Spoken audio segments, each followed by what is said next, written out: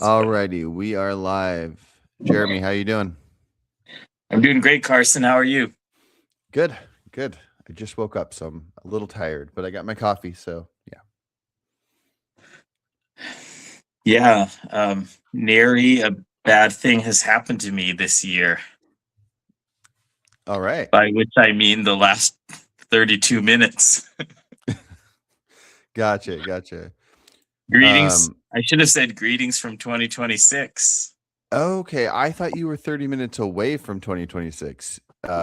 So it's 12:30 your time. I did too, before you went to bed. It's actually 7 hours now. I thought it was 8. I didn't Oh, take daylight savings into account. For this part of the year, we're at a 7 hour difference. gotcha, gotcha.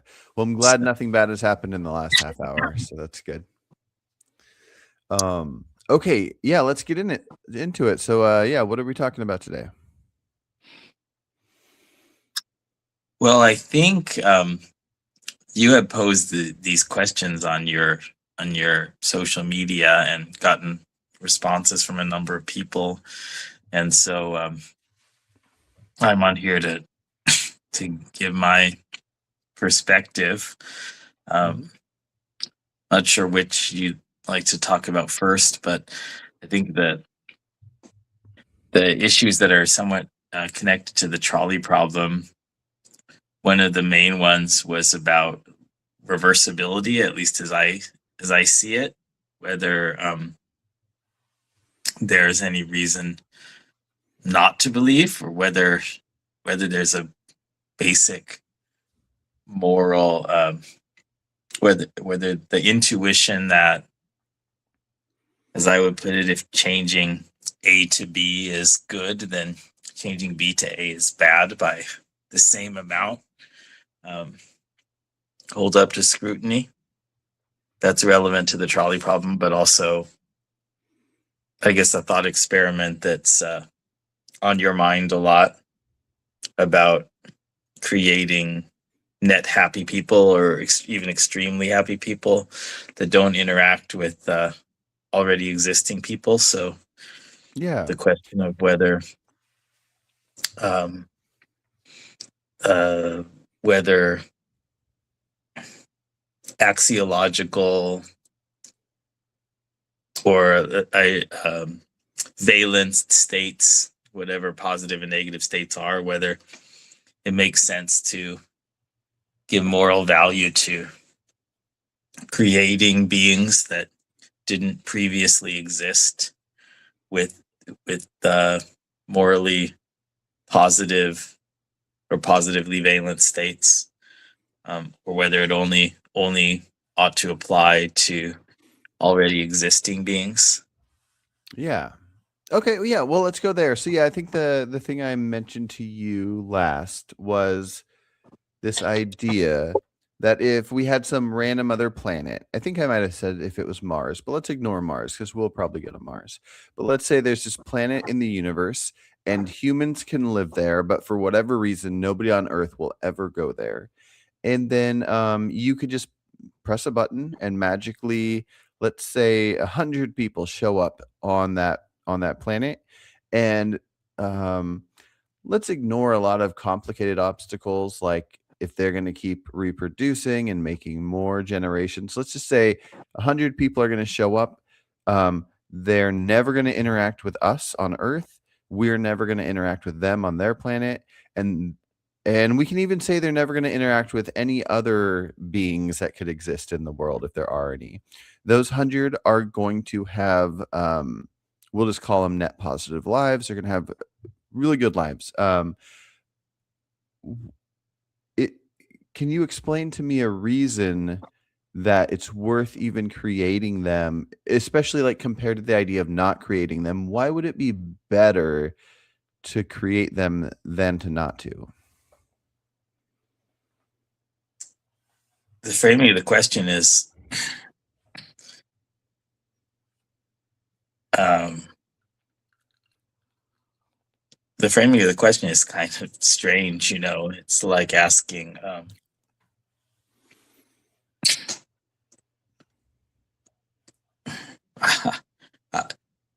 It's like asking,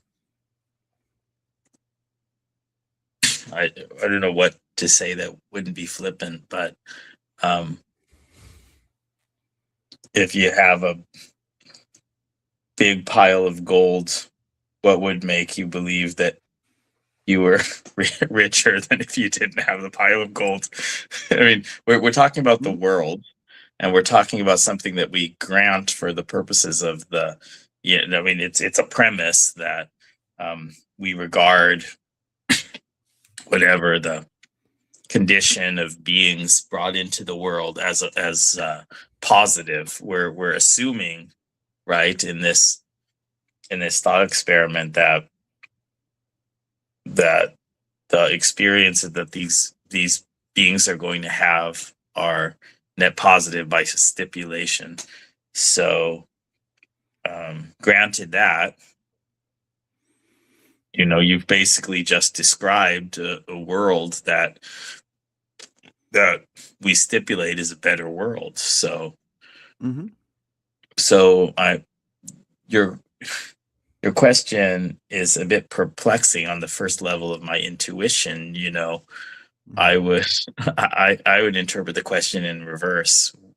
Why on earth would you stipulate that some change puts something positive into the world without a larger or a correspondingly sized negative, and then not think that that change is a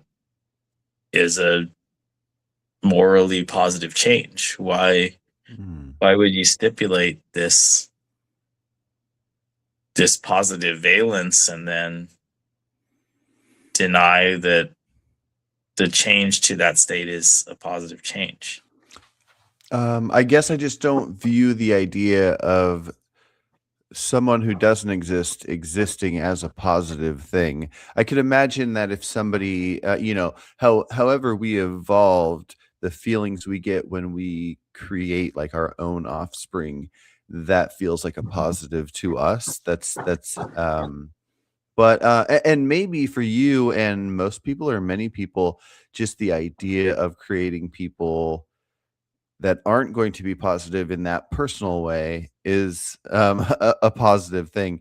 I guess I just don't see it for myself. And the idea of flipping the question makes me think of the idea of explaining why I don't believe in a God. So I've never been convinced that a God exists. So I don't believe in a God, but I don't have like an explanation for like why I think there is no God. I just haven't been convinced of it.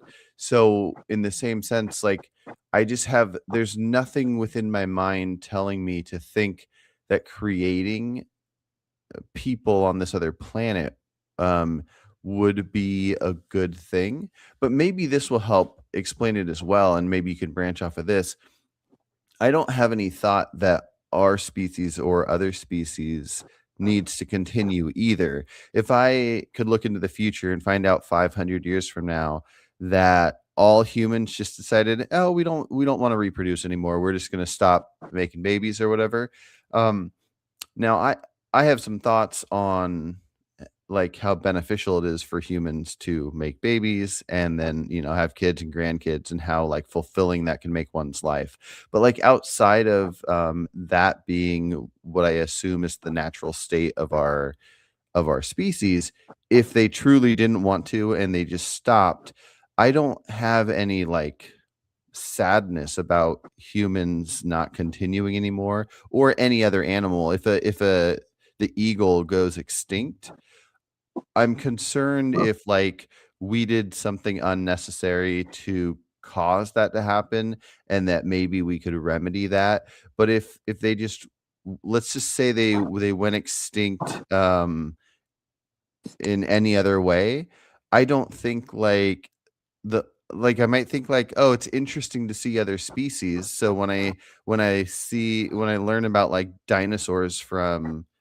prehistory, I go like, oh, those would be interesting to see in real life. But like I don't have any connection to them needing to be here or the eagle or humans or more humans on another planet.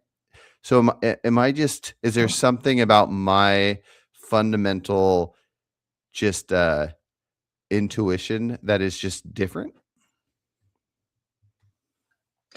I guess clearly something is different between our intuitions and and I don't know,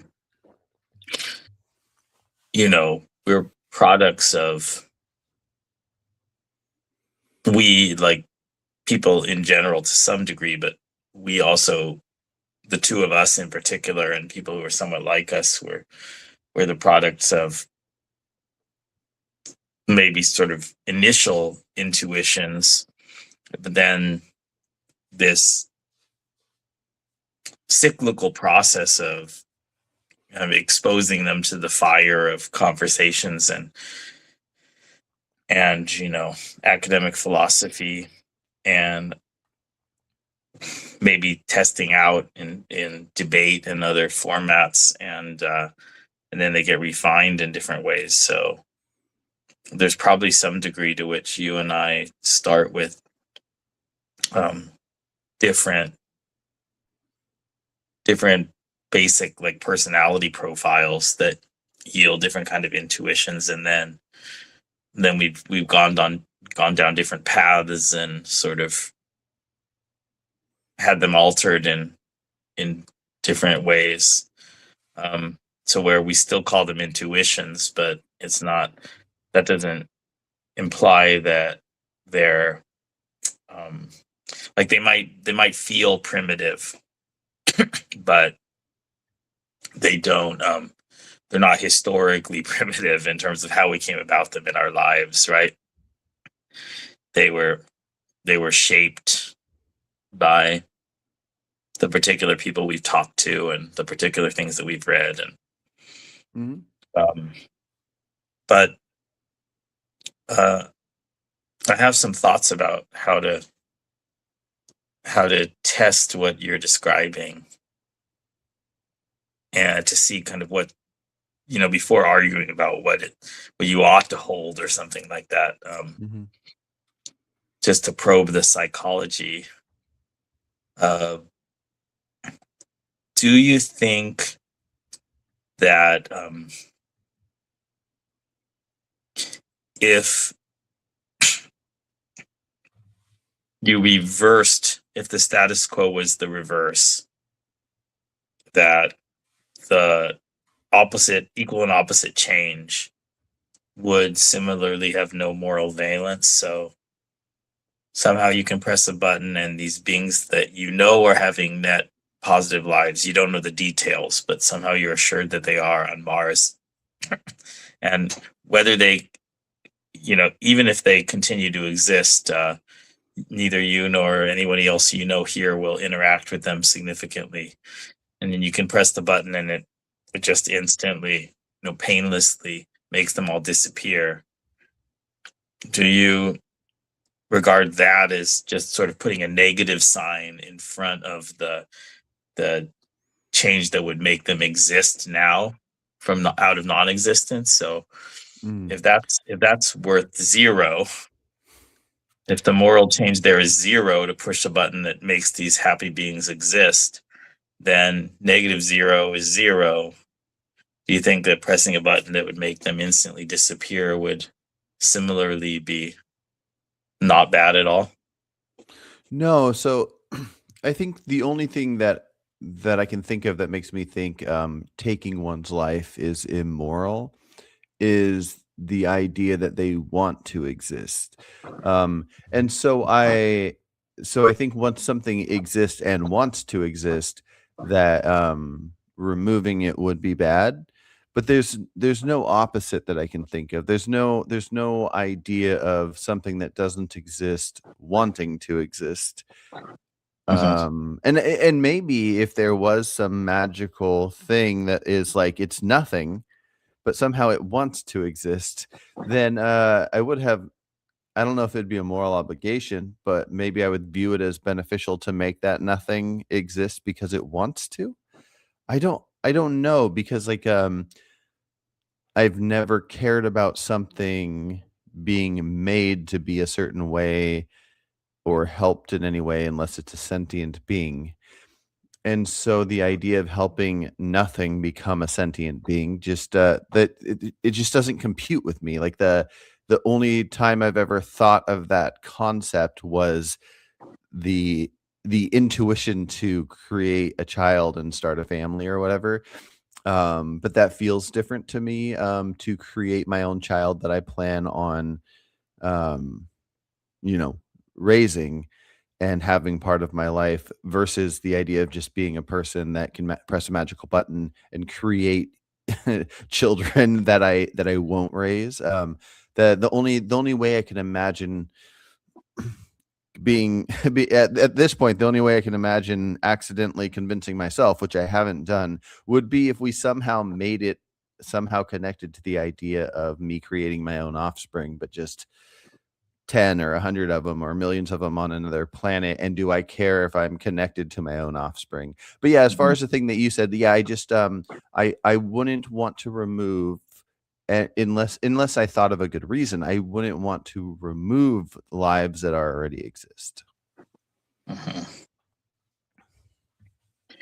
So I think this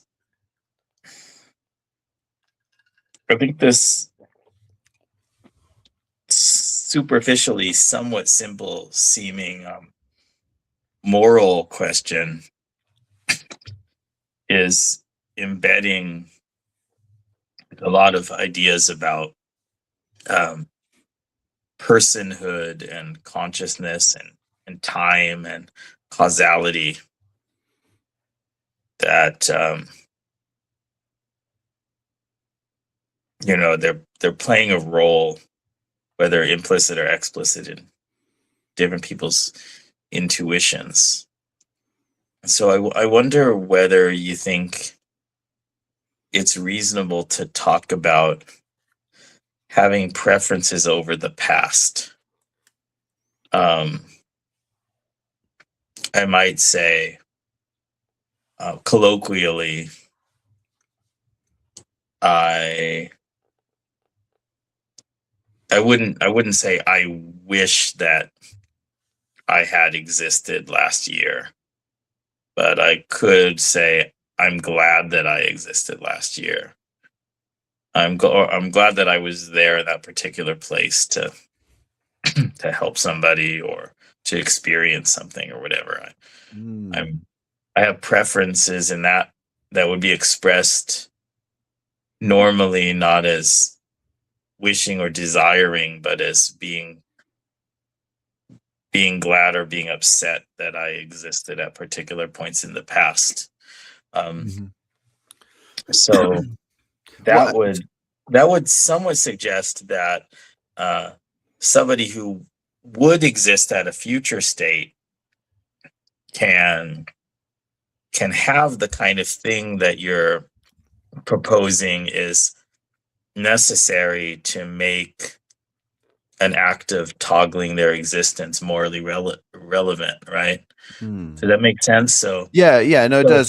So so if a person wanting to exist on the following day is a good reason, not a good reason to disvalue instantly killing them, then wouldn't the preferences of the person you have the possibility to create, being glad that they were created,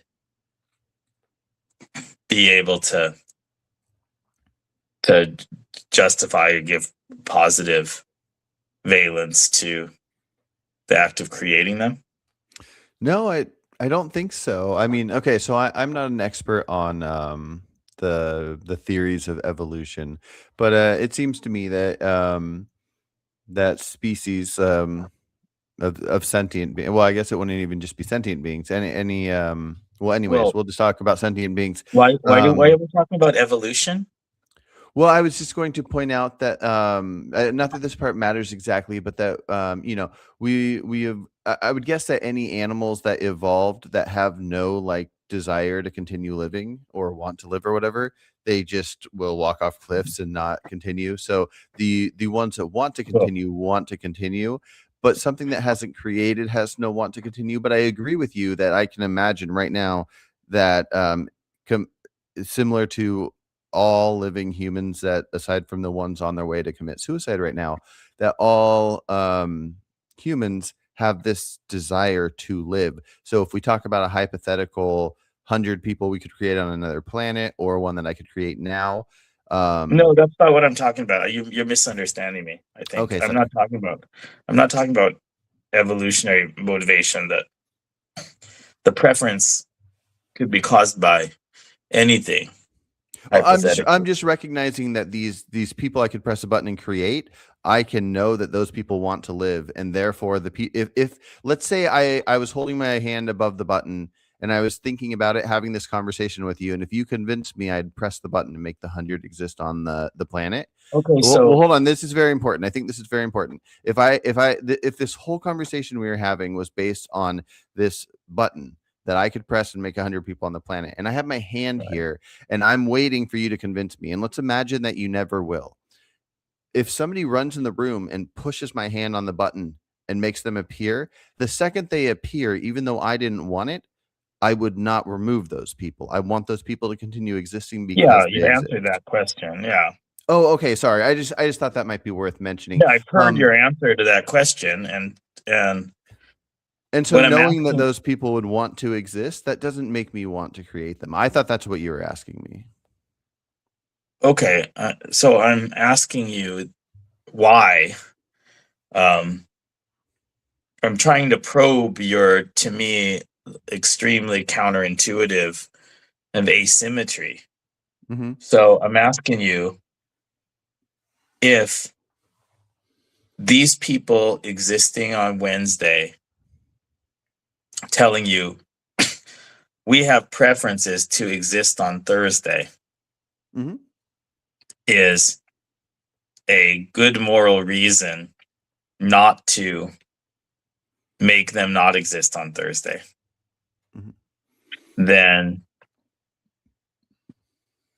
where would the asymmetry come from, that knowing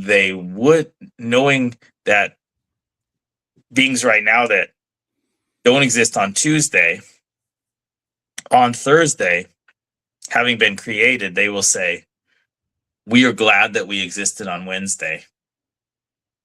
Mhm. That preference is not a justification for, is not a good moral reason to bring them into existence on Wednesday.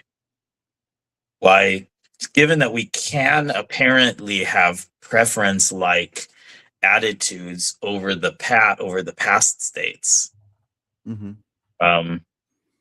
what is it about that kind of preference?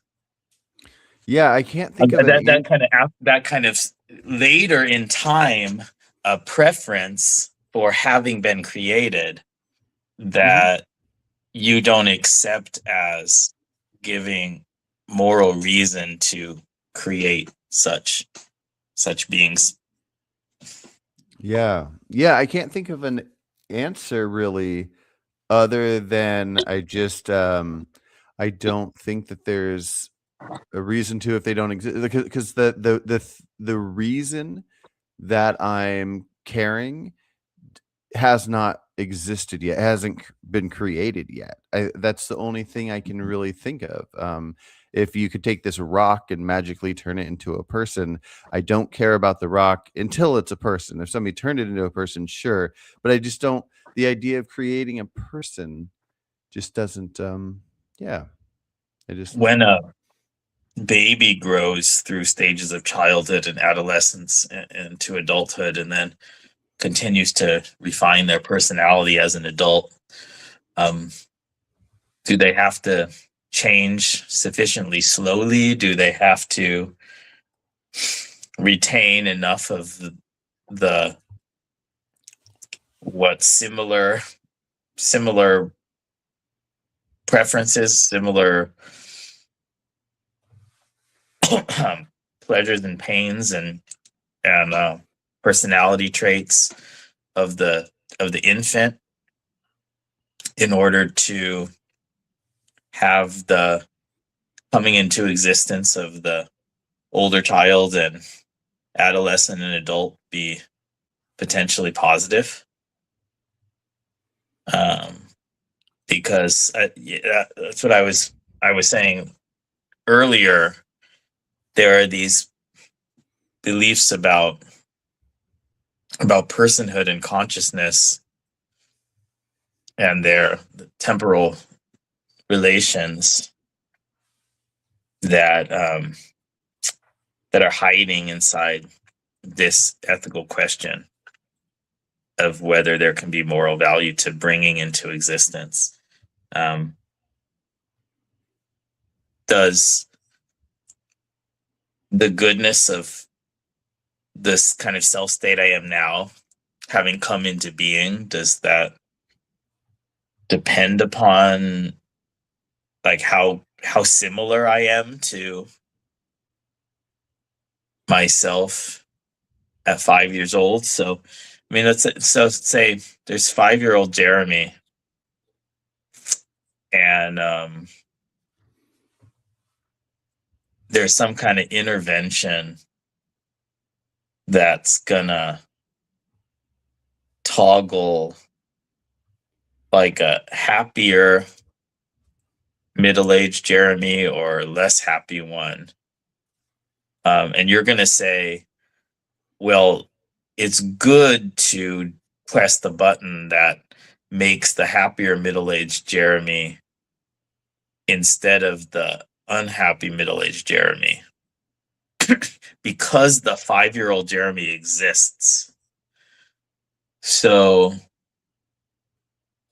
does it then matter that both potential middle-aged Jeremys are like really strongly similar to 5-year-old Jeremy?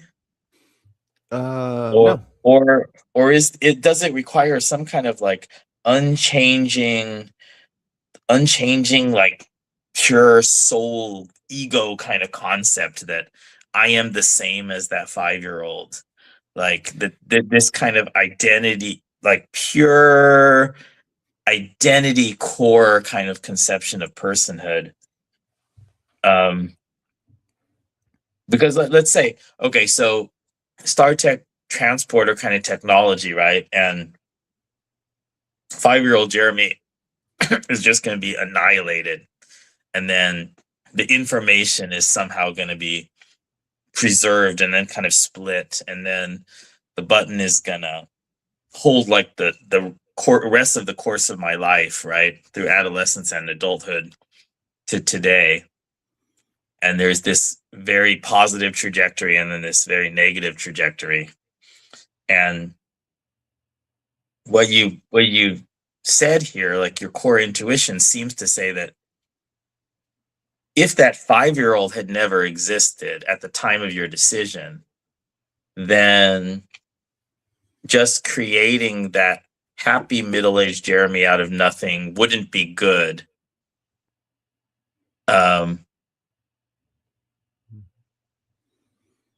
But given that 5-year-old exists, doing something that makes him quote unquote grow up into happy middle-aged person is good, and doing something that makes him grow up into miserable middle-aged person is bad. And it hinges on the prior existence of that kid. Mm-hmm. How much is this meant to depend upon like some metaphysical sense in which the different middle-aged states are the same person? Yeah, because I'm not sure that I am the same person. It seemed just like a conventional way of talking to use the same name. It's not even that you're the same person. Identity. It's not even the same person. It's that you already exist and that you currently exist as that kid. So if as that kid you had some deep level of depression that made you like end your life or whatever, I wouldn't want middle-aged happy Jeremy because that kid decided not to be around anymore and is gone. So that's my first thought to what you just said. But really quickly, so there's two elements. The reason that I have any moral value on that kid continuing and becoming happy middle-aged Jeremy, is because the desire to. So a being that exists that can desire, desires to continue. And then the only reason I can think of when I strip it down to why I even care about that at all is because I desire to. I like to think that if I somehow didn't, I could still recognize the good in somebody desiring to. But either way, I do. And so, like, when I think of the importance, like, the why this person shouldn't, like, if somebody like presses a button and ends somebody's existence, I don't view it as much of a moral thing really happening because nobody's suffering, there's no pain. The only thing is a life of a person that wanted to continue was prevented from it. And I know how much I don't want that right now. I can recognize that if I was taken out, I wouldn't be able to Yeah. think about it. Therefore, I wouldn't care. But since I do care, then I care for everybody in that thought. And that's about it. Once somebody doesn't want to, I don't have any strong desire to convince them to. I just feel bad for the people around them that will be sad that they're gone. Yeah. I mean, I'm familiar with people saying these sorts of things. I've read some philosophers who who defend this Oh, I'm not um, alone. Okay, that's good. lack of, well, it's close to Benatar's asymmetry argument that underlies his, what I think is his the most interesting of his arguments for antinatalism. Is the idea that the non-existence of positively valent states is not bad. That's where his asymmetry hinges on. This is either intuition or arguments from other intuitions that it's bad when some kind of pain or some kind of negative experience exists, and it's good when some kind of positive experience exists, but it's also good when a bad experience doesn't exist. So the absence of pain being brought into existence is a good thing. It's good that people aren't pressing buttons that bring suffering beings into existence. This is the argument. But the asymmetry lies in the intuition that it's not bad that people are not pressing buttons to bring positively valence experience into existence. So the pithy way is the absence of pain is good, but the absence of pleasure is not bad. Yeah. And I think that's because pleasure is only good if you can feel it. Well, you're trying to explain something as if we agree on it, and I very much don't agree. I think that's yeah, for that's sure. a complete, like almost ludicrously in like unreasonable intuition to have. Yeah. The lack of symmetry there, it just seems to I mean, it's not only against my intuitions on sort of the first level that I like when there are more net happy beings around, and I think it's good that they're in the world. But then when the sort of meta intuitions I have about how different like normative views ought to be logically related to one another, the like non-reversibility of different changes of states seems far more implausible to me than the intuitions that Benatar seems to be using. So and it seems to not hold up to like sophisticated understanding of personhood and the way self states are related across time. So you're talking about you talked about a child ceasing to exist, and then you wouldn't want the happy older version of quote unquote the same person to exist after that. So I think let me try to illustrate how strange I think this is, given how I, at least now and for several years at least, have thought about personhood. So let's say there's this teenager who has taken some pills and fallen unconscious. Okay, it's suicide attempt, right? And and you have somebody who can inject some drug that's gonna counter this poison, right? And make this person wake up the next day. And then we're just going to assume in both of these cases that like the overall course of life of this person is going to be positive, significantly positive, right?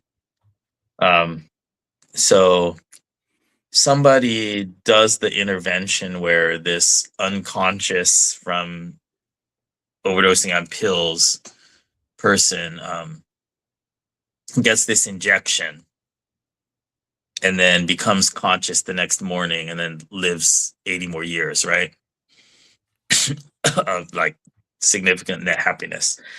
Then you have this other intervention where the teenager dies, and then one day afterward,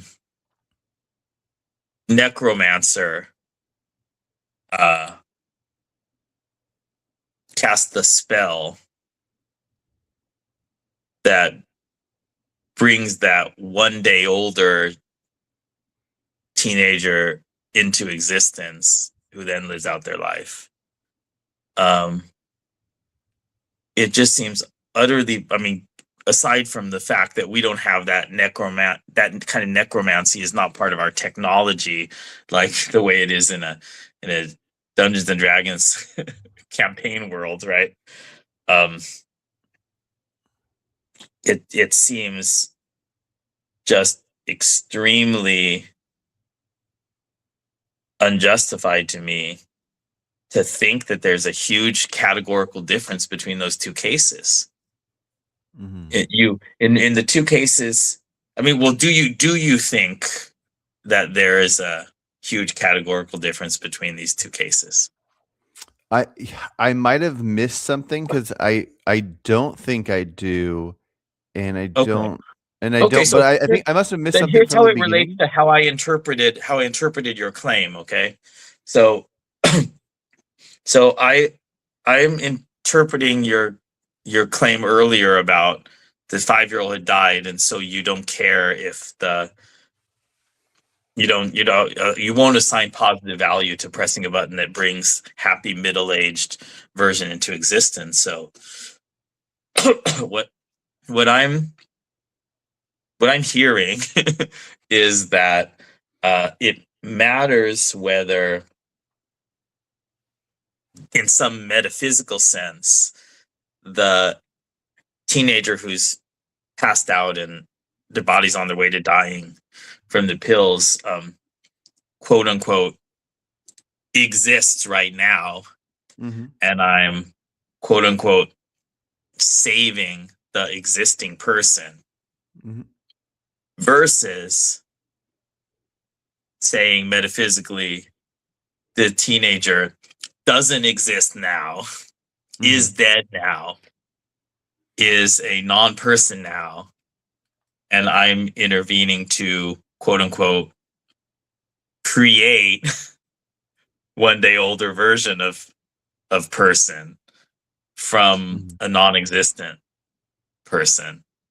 Yeah. And So add person into the world who is not in the world now on the following day through necromancy. And then Yeah. and you seem to be claiming the position that the first version of injecting the drug that counters the poison is a positive good because the person you're doing it to exists. And in the second case of the necromancy, is not good at all. It's not in your saying you took, at least with the people on Mars, you took the position that they don't exist yet. It's not good at all. Yeah. So the drug, Despite the fact that from the next day throughout the following 80 years of life, in both cases you're changing the world from all those happy 80 years, the exact same happy 80 years, not being in the world to being in the world. yeah. So I think that maybe the misunderstanding is that you thought I was viewing the drug in the first one as good. I'm not necessarily viewing it as good, or the necromancy one, and I'm potentially viewing both as good. And here I'll explain why with something slightly separate, and then I'll get back into it. So if somebody if some kid, like a teenager, was like having fun running around, they run out of this store with their friend and they're just not thinking straight, and they run into the street, but they're just like goofing around, and they aren't trying to end their life, and they're about to get hit by a car. Because I value the idea of wanting to continue, and this person wants to continue, I would want to push him out of the way of the car, even though he accidentally did it. Now, if another kid the same age stepped in front of a car to end their life, but they did it for a misunderstanding, so if they truly wanted to end their life, I'm fine with it, end their life. But if they did it Romeo and Juliet style, they did it because the only reason they wanted to end it was a misunderstanding. And if they knew that information they wouldn't want to, then sure, I would want to save them just like the other person. So with the necromancy and So I think we need to modify this thought experiment then, because there's something getting entangled here that it's not going to shed light if this remains entangled, right? Okay. This is getting entangled with a deontological question of, should you respect somebody's wish or whatever, respect somebody's agency in a deliberate suicide, right? That's I want to disentangle it from that. We're talking about whether there's good to bringing positive experiences into the world without the person that they're going to happen to already existing. Okay, that's the key question right here, that we started with. So I have to modify it then if your intuition is going to get entangled with the fact that this teenager like chose to take the pills. Okay, so I want to so just change it to like an illness. Okay, not even an accident. Okay, you're just changing it to somebody who's on the verge of death, just their heart stopped. And you have like the doctor's intuition, or the doctor's intervention that makes the heart start again after like having stopped for a couple minutes or something. And then there's 80 years of net happy life, right? Net positive existence versus the necromancer. So I view both as fine. Both as good. If the person in both scenarios wanted to live more or less identically good. Identically good. Yeah, I think so. Because I thought of this as a challenge yesterday when I was pondering something you had said similarly. I wasn't sure if somebody just died of like an illness, would I want to bring them back? And I think so. I think if I could snap my fingers, I'm not too familiar with the necromancy thing, but just they're out of existence, and can I bring them back? Because they've already existed, and because they have that thought process I have of wanting to exist, I would either give them the medicine or I would bring them back. Sure. Okay, so it can it can jump across a gap of Mhm. of the person that needs to exist to hold the experience for the creation of the experience to be positive. That thing can jump over a Mm. gap of that person not existing. Yeah. Which Okay, which is so it fun can because jump you over a saying gap. that real quick, then it brings up the question of if I could magically snap my fingers and anybody that's died in history, could I make them not dead anymore and exist right now? That's a big fat maybe, but it's more complicated. So yeah, it's a So big gap. yeah, that was one place I was gonna go is these people on Mars, um they existed a million years ago. On like Sure. in a different galaxy. Yeah, so Um the complicated thing would Now be it's if I amazingly good to bring them back on Mars, yeah, it just knowing depends. that Like they'll be so happy. so if they already and again, this is a new thought to me. My intuition told me initially I wasn't going to bring them back, but after I thought about it, I decided I would. Now, in this case where depending on the amount of time later, how different their environment is, how they're going to live. Yeah, but I mean, since we have it baked into the hypothetical that Okay. bringing back people from however long ago, they're going to have net positive lives. Mhm. Um, That's that assumed, then right? yeah. Yeah. Yeah. Then Now and now I it so don't see why not. now it goes from you see no reason to care about it at all. It's just a zero on the moral valence to now it's amazingly good. Amazingly good. Amazingly good. I don't think it's I mean, I don't Well, they're know. going to Maybe have they're going to have like it's a lot of people, right? Mhm. Having like significantly net positive lives by stipulation, right? So Yeah, then the amount doesn't matter. okay, Similarly, if I so let's start by this because I said enormously good. Mhm. People existing having happy lives on Mars now, there's a catastrophe that's about to annihilate them, and you Mhm. can do something to stop it. That's enormously good, right?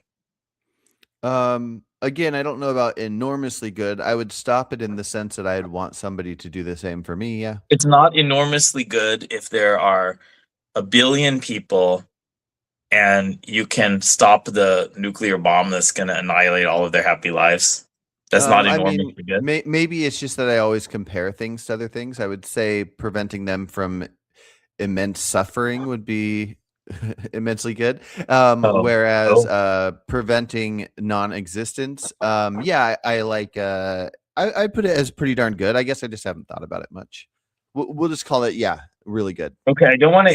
I don't want to entangle too many things, right? I don't want Yeah, to yeah. entangle Yeah, suffering versus the denial of you know of many preferences to yeah. continue existing, right? Yeah, beings that Um, want to continue existing, me helping them continue existing, especially if they're going to have net positive lives and not be upset that I help them continue existing. Yes, that is very good, I think.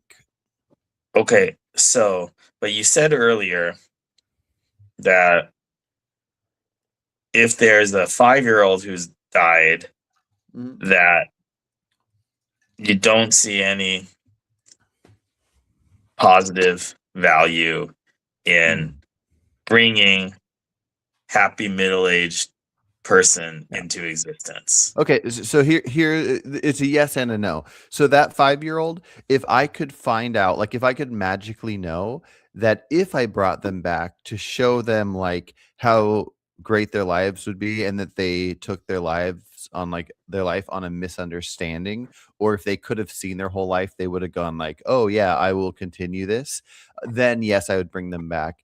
Uh-huh. It if I were to bring them back and they were gonna like suffer for 10 years, but then have great middle-aged whatever, like you were Mhm. talking about, and so on, and they could look at it all and think like, "Oh, I don't want this life, even though it will be net positive. I still don't want it." That's what I'd base it on. I'm just basing it on if somebody wants to continue, I would love to help them continue, and if they don't Uh-huh. want to continue, then I don't care. Give me just a second. Yeah. I'm gonna run to the bathroom and then I know what I'm gonna say. and I Yeah, come yeah, back. you're fine. I'm gonna fill up my coffee. I'll be right back. Right on.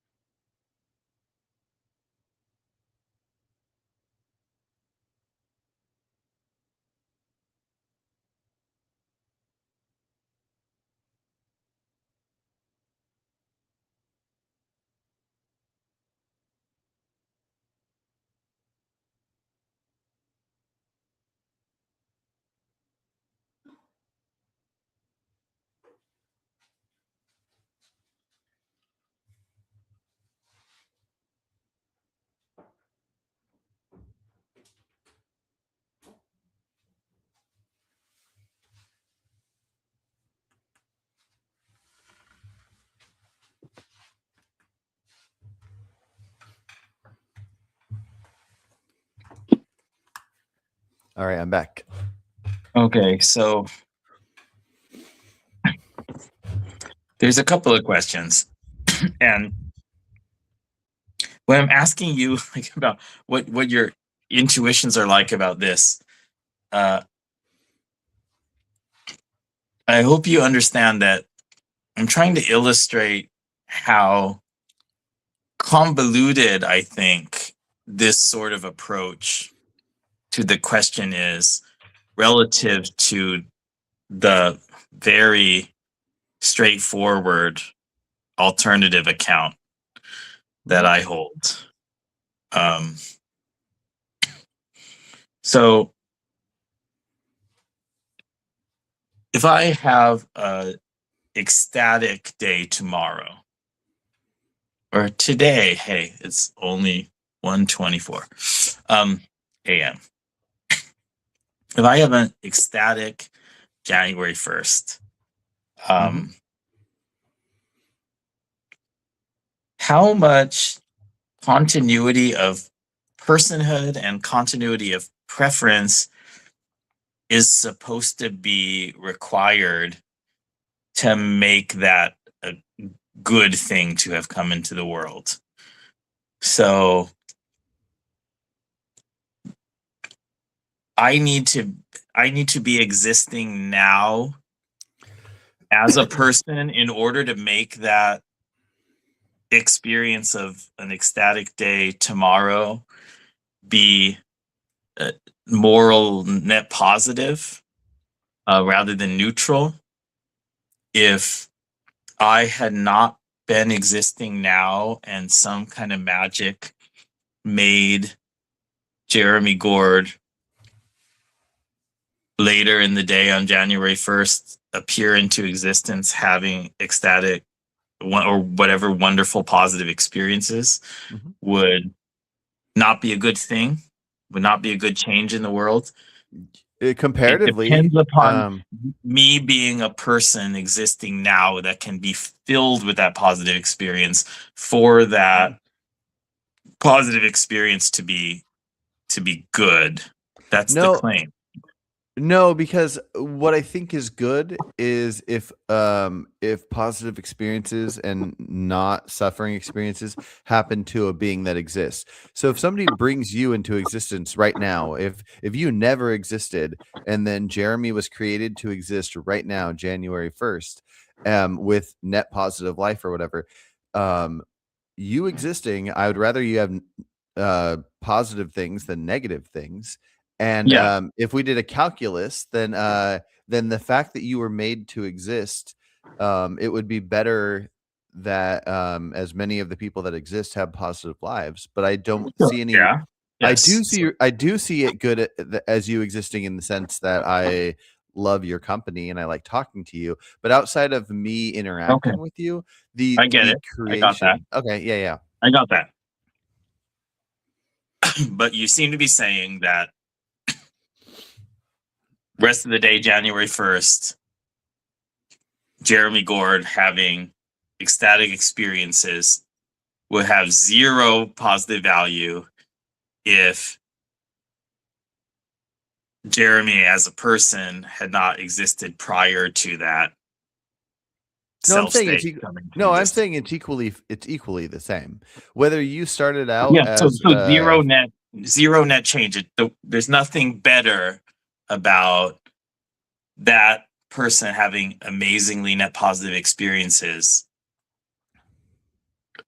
having them if a prior person had not existed. So right now, I exist. I'm a vessel on the metaphor that can be filled by positive experiences yeah. this year. Mhm. So that means that those positive experiences can now be there's something good about them, but there's not anything bad about, and it would be bad. It would be bad for those not to happen because I'm a person prior to that Mm. change. But isn't your position like Benatar's that there would be nothing bad about those pleasures, those whatever positive experiences? It can be lots of things other than pleasure, good relationships, other things. There's nothing bad about them not existing if I don't exist as the vessel to be filled with them right now, ahead Correct. of them.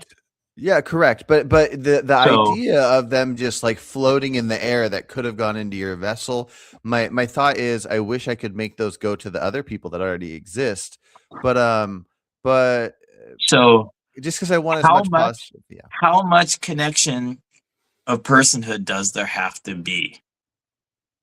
Okay. Yeah, and maybe I'm misunderstanding something. How much connection of personhood? There just has to be there has to be a human that wants to exist, and that's it. So I don't know. I don't know Only what you mean. human. Okay, Oh, sorry. So so sorry. There has to be something that can want to exist that wants to exist. so so I asked about how strong the connection of personal identity needs to be. So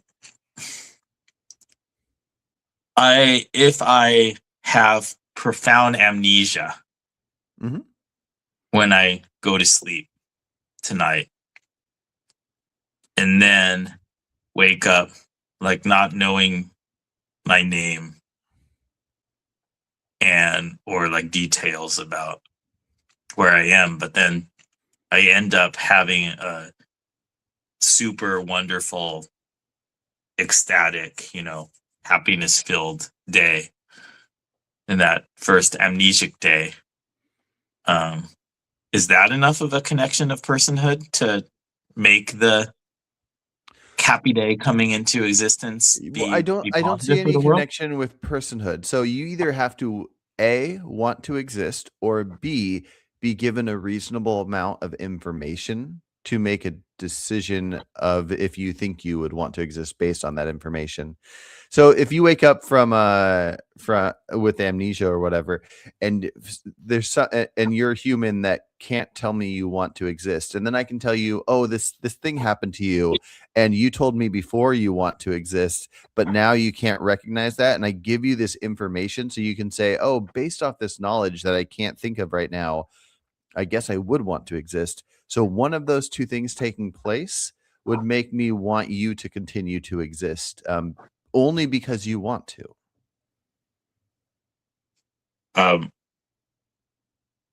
why would it still be quote unquote the same me that that this prior existence talking right now Mhm. has the capacity to like give license to the positive value of the happiness of somebody who doesn't remember the name that I'm using right now. That's what I'm asking. What is this thread supposed to be that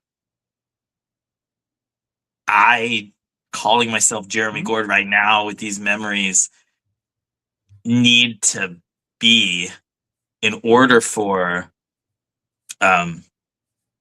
it to be good that post amnesia guy experiences great happiness rather than like flat boredom? Yeah, I mean, my intuition is very overwhelmingly that that post amnesia entity having enormous net happiness is good. Yeah. Relative to baseline, like flat affect or whatever. Yeah. I mean, well, with you existing, I think that the pleasure is good. So there's that. I think that's clear. And what's the difference between post amnesia Jeremy's potential large happiness being much better than flat valenced experience? What's the difference between that and magic spell that makes middle-aged guy come into existence with large net happiness be much better than not doing that?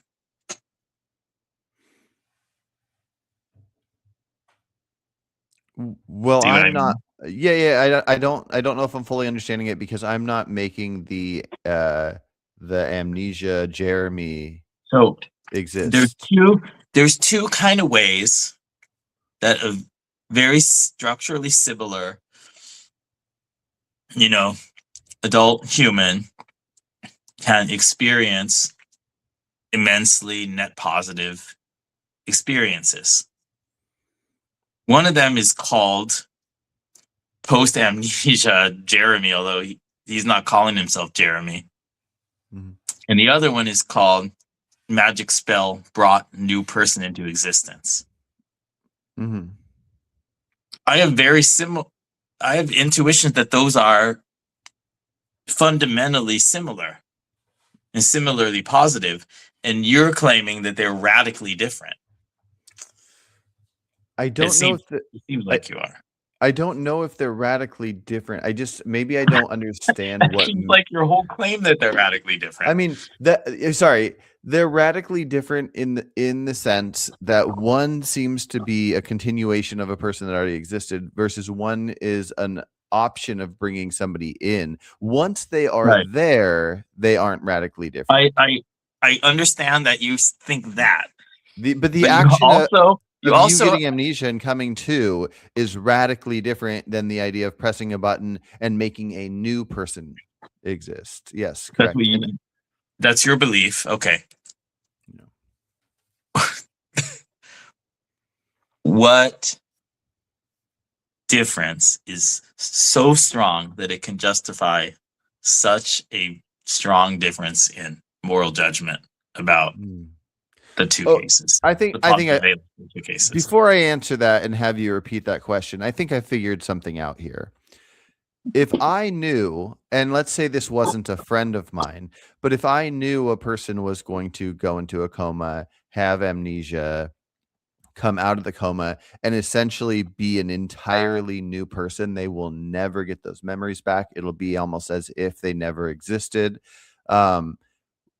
And let's imagine that they're not going to affect other humans at all. Like all your friends and family are you don't have any friends and family. And this was like a homeless person or something.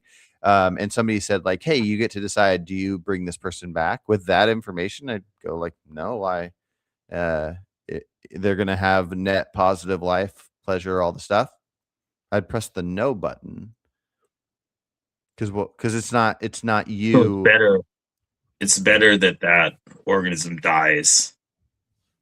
It's not better that they die. I'm just not going to create them. Me hitting yes, I feel like is creating them based off what you're saying. Well, If everything within personhood about them just doesn't exist and it's just the same okay. vessel. And again, this is just Yeah. off the top of my head, So but yeah. this is what I'm asking you. What level of continuity, you know? So they're gonna have the same, let's say, general aptitudes. They're gonna lose their biographical memories. They're not gonna know the name that they had before and the relationships they had before, but they're gonna like have the same skills and the same virtues and the same like general personality type. Mhm. Is that enough Yeah, I mean, to make part of me would just want to leave it up to them. If they could know in advance and say, "Yeah, I'd want to continue," leave it up then to the prior state? maybe, yeah. Because that's the thing. Like, I don't care about the idea of something that doesn't exist. Okay, so then, yeah, I hear what you're saying. I hear that you keep saying that. I'm trying to understand what the non-absurd reasons would be to justify saying something like that. Okay, so well, what I don't I get, understand that you're saying. I understand that you're saying I care about that. I don't care about this. So, how much of a connection does there have to be between earlier state and later state for happiness of later state to be a positive thing to come into existence? How, because we are not 100% identical to the self states that came at prior times, right? Mhm. We change. Yeah. Personhood is a bunch of strands of causal connection and similarities like morphing across time, right? Yeah. There Well, are let me branch off that because I this might help as well. Like, yeah, let's say that every human every night that when they go to sleep, they wake up a different person, like a completely different person. We bake it into the hypothetical that we're both satisfied with how different of a person it is. The idea of ending any given person's life in the middle of the night means nothing to me. If they're going to be a different person, that the person before, the day before, that wanted to continue, that person isn't continuing. So the next day, it's a whole new brain and whatever. By I how don't much? care about Okay.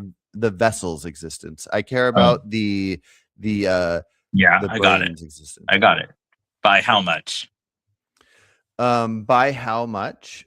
Yeah. What do you mean? You said that a complete difference would make the coming into existence of the happy future person not have any value relative to their never coming into existence. The tiniest little bit of connection to the earlier self state I don't all know the value to the happiness of the later self state. if you essentially if you imagine a new person being born tomorrow, the next day, that we're new individuals, if instead of people being born, it was just the vessels that already exist will go on forever and essentially like a new baby, but with the brain of an adult is being put into them the next day. Yeah. Wipe them out. I have I only wipe them out in the sense of don't let them come into existence. I heard you. So I don't know. Did you hear me? I heard you, but I don't know if I fully follow because if there's any connection, don't wipe them out. If there isn't connection, wipe them out. Every new morning, the person that wakes up is 1% like causally similar to the person who went to sleep the night before. Is that enough to give positive value to the happiness of the new person? Is the 1% connection enough? And then does that 1% connection give 100% of the positive value to the happiness of the next day? That's possible. I mean, I want to answer it honestly, and we'd have to And break that's down what that intuitive. That kind of one. thing is intuitive Yeah. to We just have you. to we just have to break down what that 1% means. And so if that 1% was only within like their facial features or something like that, then no. If we're talking about like personhood, 1% of personhood and what they're we're talking completely within their brain, we would have to break down what that 1% looks like for me to answer honestly. Yeah. But So probably because I'm only announcing that we can end these vessels' lives if a new human would exist where it's 0%, the brain. so by new human, you I guess mean some kind of complex like concept of personal identity, self, ego, right? Yeah, the Because mind, a new human mind, completely okay. 100% different. So yeah, facial features, that's not going to be enough. That's part of the body that we don't normally continue the mind.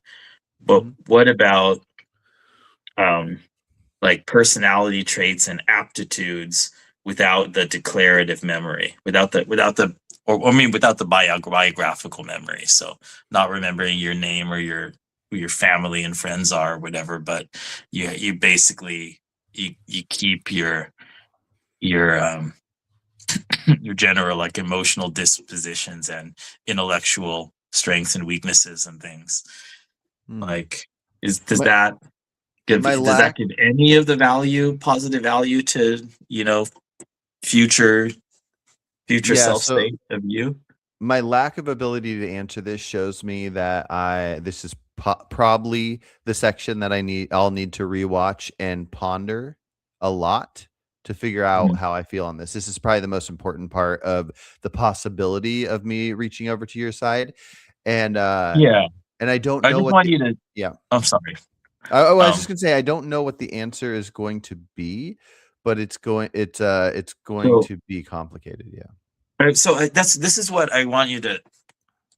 I'm hoping to plant this understanding of how convoluted this way of thinking um, about the moral valence of positive and negative experiences in the future is. It's not as simple, not even close to as simple as saying, here are the people or here are the beings, if you consider non-human animals and you don't call them people, but you consider them to matter. It's not as simple as saying, here are the existing beings. So now having positive things happen to them is good. Creating new beings with positive experiences is not good until they already exist, and then things can be good. It's not as Mhm. simple as saying that because our personhood is fluid.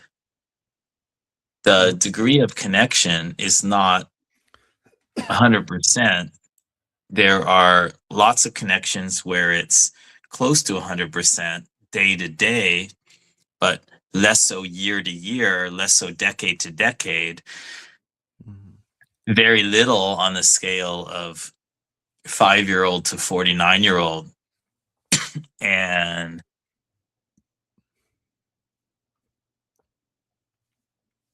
to have a framework in which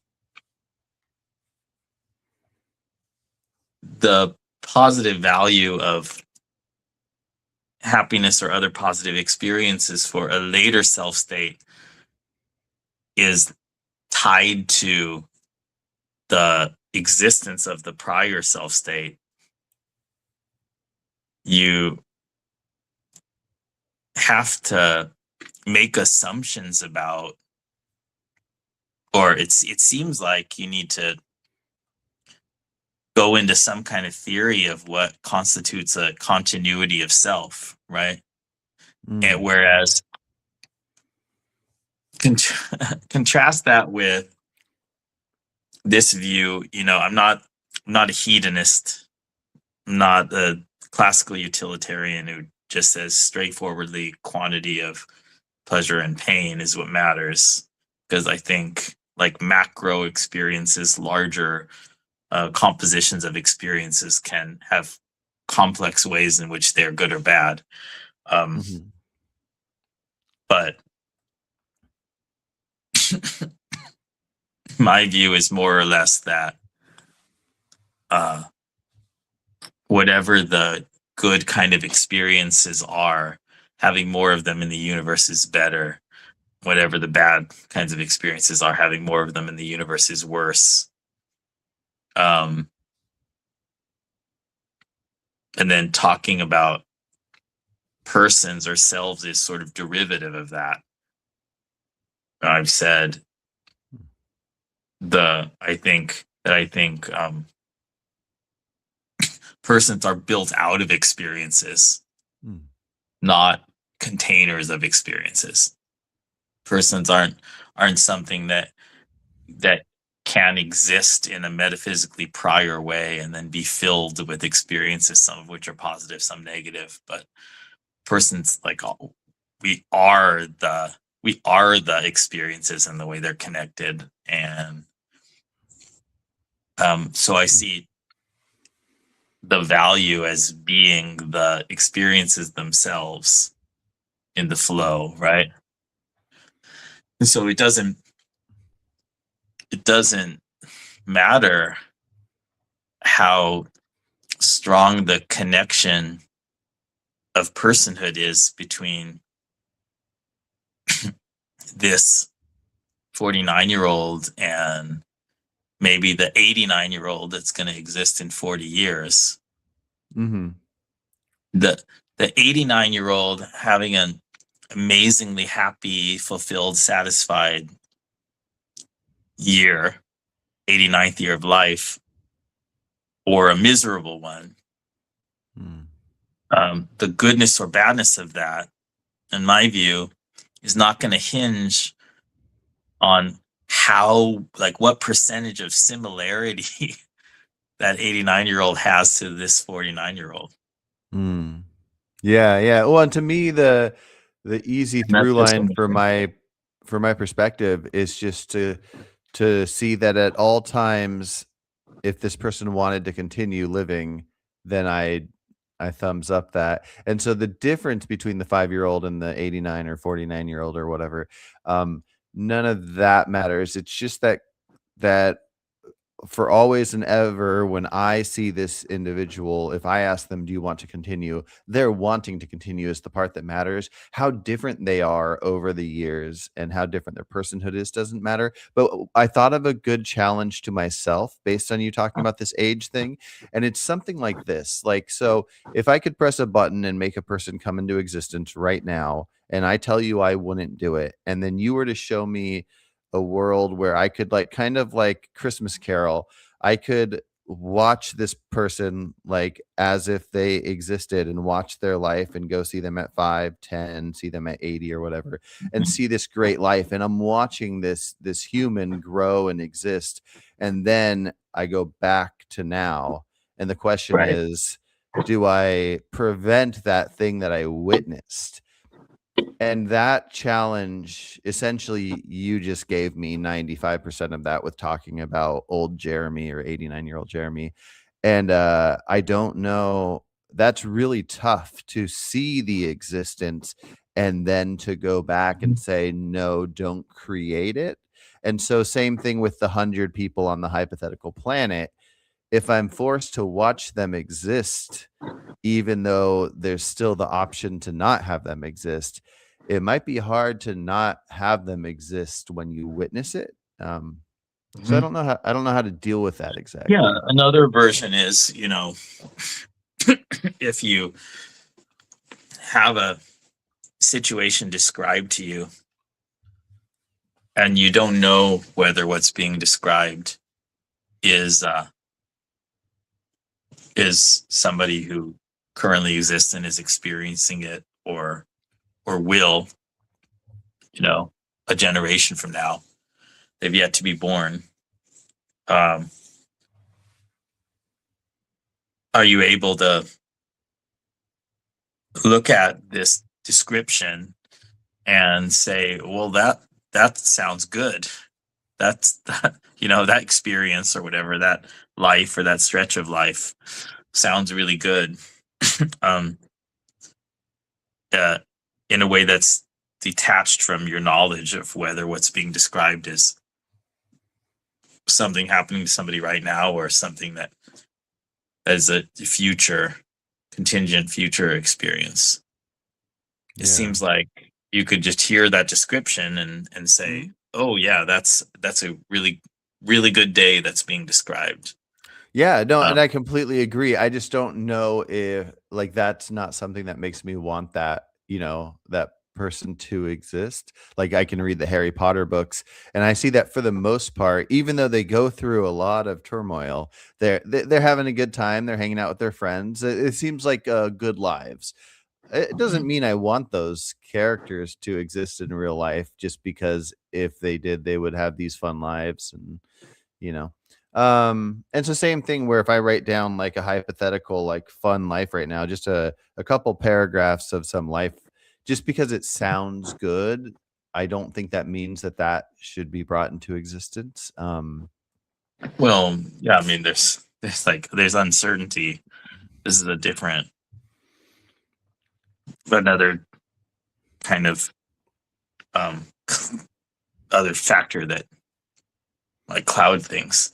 Yeah. The key question is whether the bringing into existence of positively valent states is morally good, morally positive, then like uncertainty about whether the total states that would be produced is actually net positive. That's a confounding factor, right? We want to abstract away from that.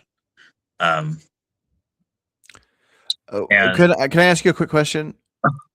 Yeah. I just I've been meaning to ask this. It's almost the reverse of the questions that you've been asking me. But like let's say that you could like travel back to like Big Bang time. And then you can know that you're never going to exist. That once you walk away from this hypothetical I'm giving you, you will not be part of this world, but you have an impact on what the world becomes. Now you could either press this button and make the world become what everything from Big Bang to now minus yourself, because you don't get to have any self-interest here. You press the button and then it 100% will just make it what it is, what you know it as. Or you could, let's say, press a button that makes it never exist and then nothing is going to continue as it's going to. And let's say no sentient beings will ever exist. Or you could walk away, and walking away makes it like a 50-50 shot. Like walking away just makes you're like, it might become what it's going to become, or it's not going to. Do you have a strong intuition on which of those you would do? And once you walk away, you just don't exist anymore, no matter what. Thinking that the last one is better just because it's not my fault or something like that, or just because I didn't have the hubris of making a choice. That's actually I regard as insane.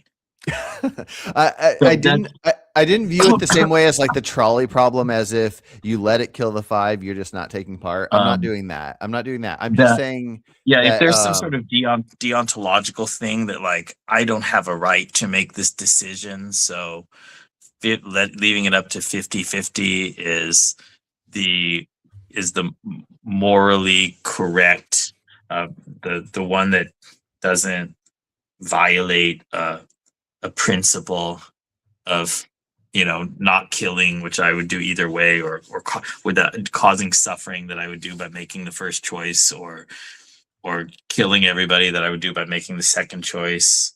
So I should just not walk. I should just walk away, and then my hand didn't touch the lever.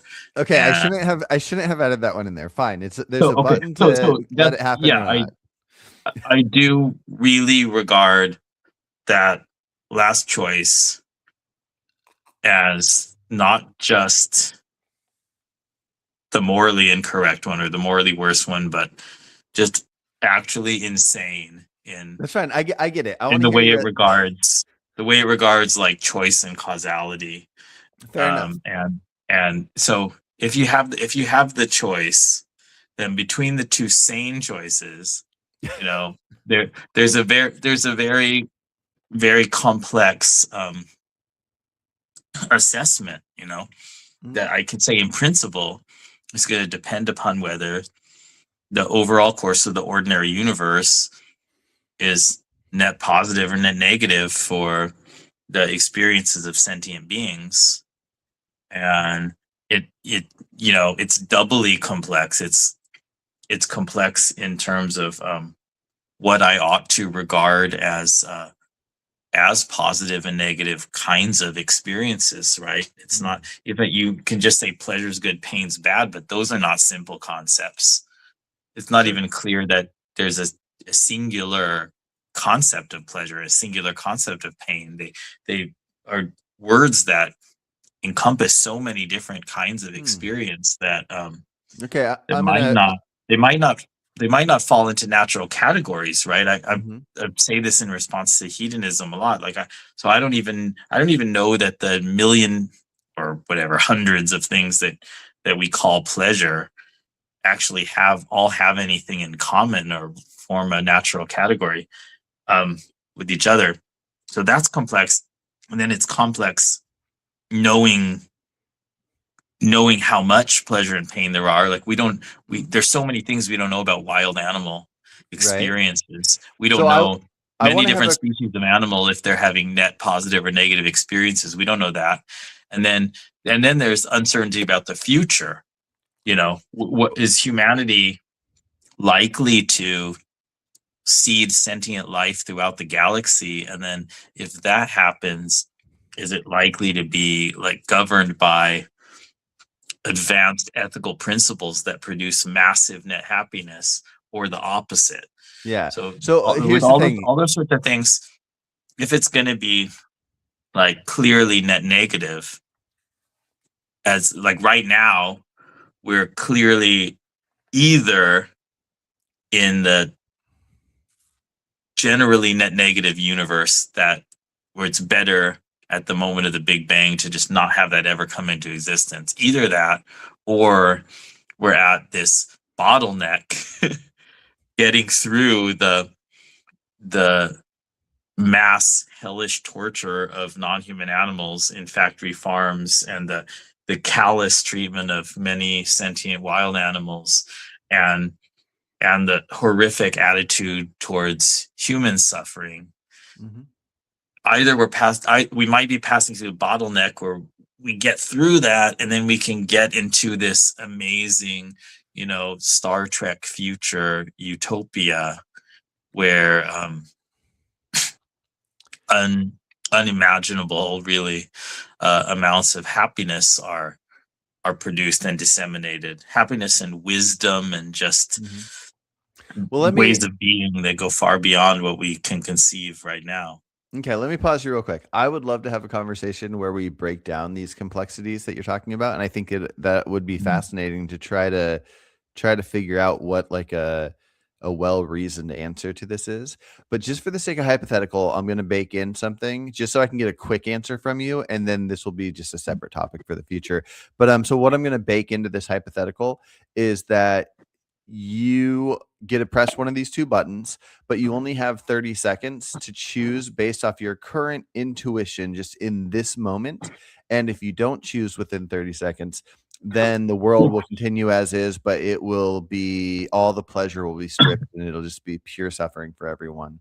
So yeah, I'll choose the first one. I have that. It's such a complex question, but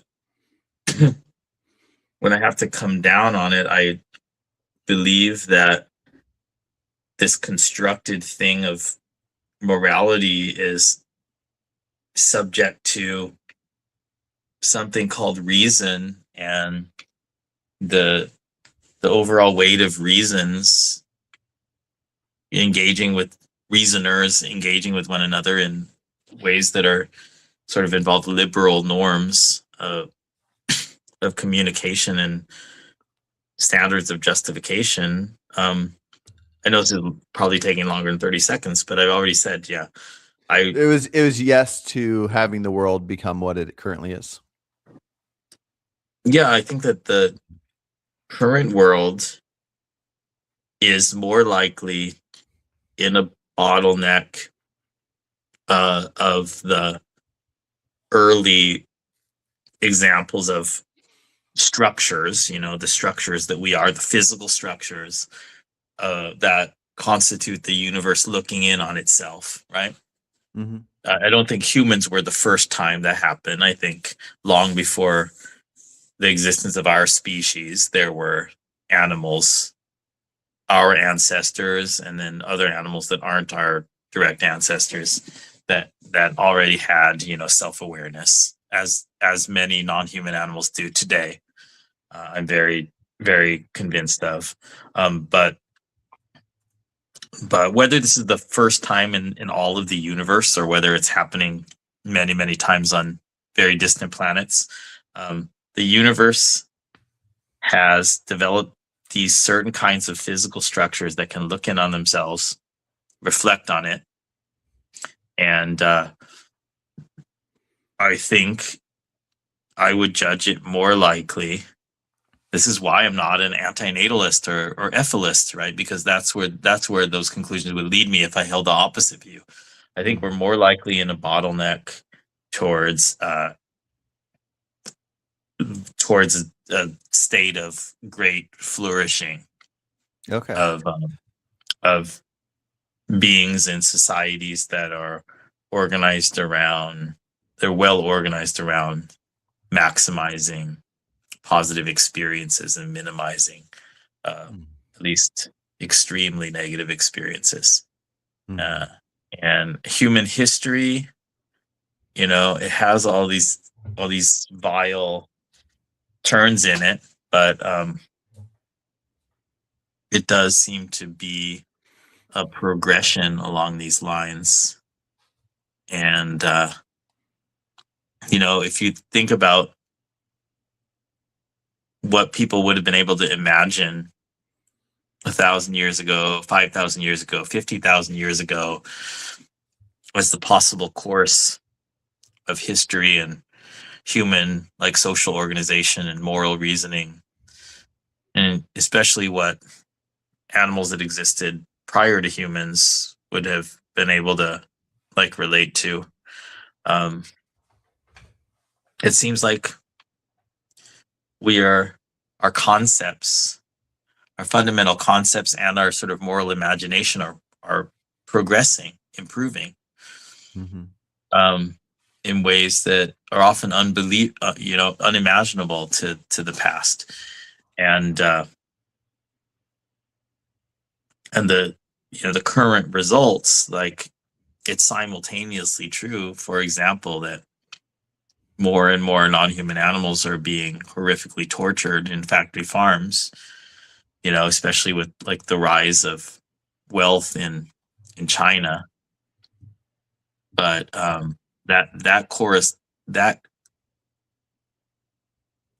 that increase in the horribly bad thing coexists with a rise of understanding of the sentience of many non-human species and their moral value among more and more thought leaders, and filtering down to more and more people and more conversations about those issues being had and at a higher level, and more codification of these sorts of expanded circle values into law and into social norms. It looks like the passing through of a bottleneck or birthing pains for a future that gets a step closer to centuries from now, something that would be an unimaginable utopia. Gotcha. Cool. Yeah, yeah. Just And I think that as where we are right now would be an unimaginable utopia to people the living past. in clams 10,000 years ago. Oh, for sure. Yeah, yeah. Okay, so real quick, we reached the time we had talked about, and we we ended up focusing on the one topic, which is totally fine. I really enjoyed that conversation, and I have a lot to think about. I just wanted to check with you on, do you feel like you're good for 20, 30 more minutes to talk about one other topic? Okay. Okay. Yes. I just know that By the way, it's a later time for you. Are you drunk for our again? viewers at home who might have seen Jeremy's earlier videos, these are Budweiser Zeros. I did not know that existed. I've been completely sober since early June. So it's something over 200 days. Feeling great. Why did you stop? I'm so happy that guy stopped, but that guy didn't have any sort of great epiphany or nothing like a rock bottom. Just early summer thought that this is stupid. There have been thoughts like it's wrong as a consequentialist to hurt future self states, right? Mm-hmm. And it's pretty similar to what we're talking about now. Like I don't know how similar my thoughts are going to be to say 65-year-old dying painfully of liver failure. I don't know how strongly the sense of self is going to be connected, but I know that that's a horrible thing for people to experience, and it's not right for me to strongly increase the chance that it happens to that guy, whether or not I think of that guy as right now as quote unquote being me. You know? Yeah, so it's wrong in the same way that it would be wrong to inflict it on somebody else. It is somebody else, right? Anything that at very least in the future, I would think that guy was such a fucking asshole for doing that to me. Fair? Why didn't he do something better? Anything that the future state would likely think about the past state, it's morally relevant for the past state to do to bring about for the future state. Yeah, I don't know if it matters that it's I don't know if it matters that it's somebody else in the sense of how different your personhood will be in the future. It'd probably be something similar to if right now I just got the courage to do something bad to myself by taking like I don't know, a knife and stabbing it into myself, where it's not going to do like permanent harm, but I'm going to have it's going to be painful and I'm going to have a scar. It's probably just about as bad to like stab myself now versus setting up a hidden knife that's going to stab me 20 years from now, right? Yeah.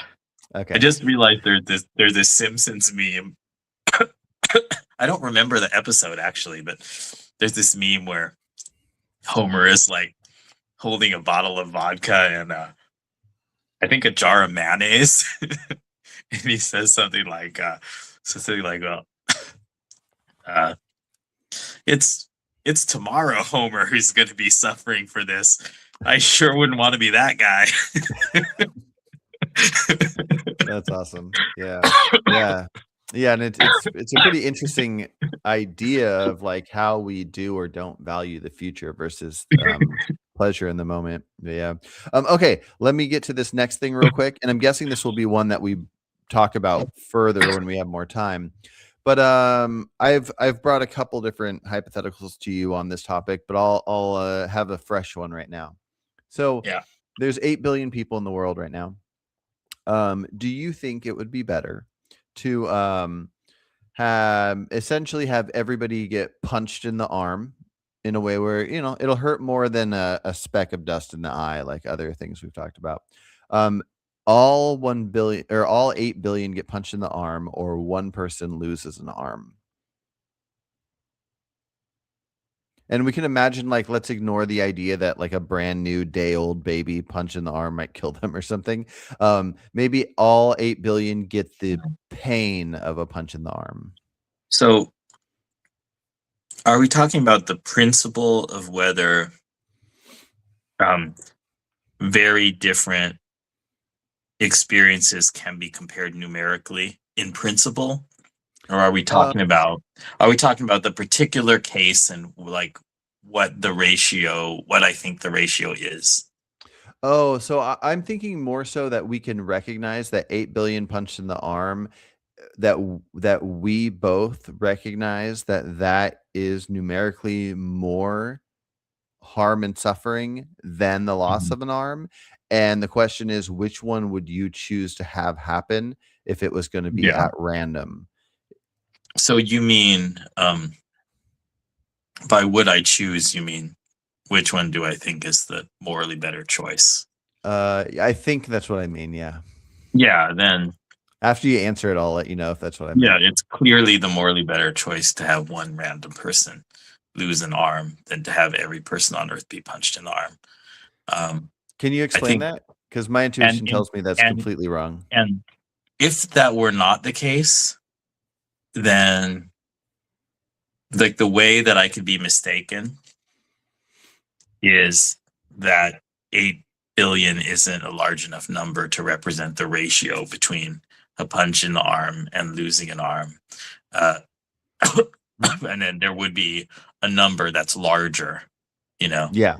It would be if there were 100 trillion humans in existence Yeah. all getting punched in the arm, then maybe that would be worse than one person losing an arm. So but in principle, sure, that they have to be two harms of very different magnitudes have to be numerically comparable.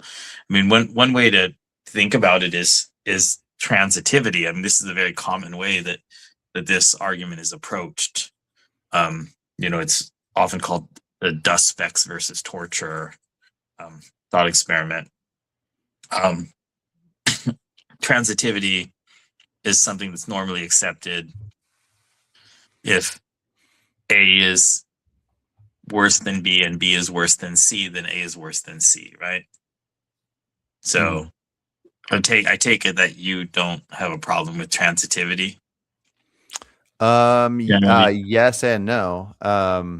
Like, again, I would agree You with you don't think it follows numerically. from experience A is worse than experience B, and experience B is worse than experience C, that therefore A must be worse than C?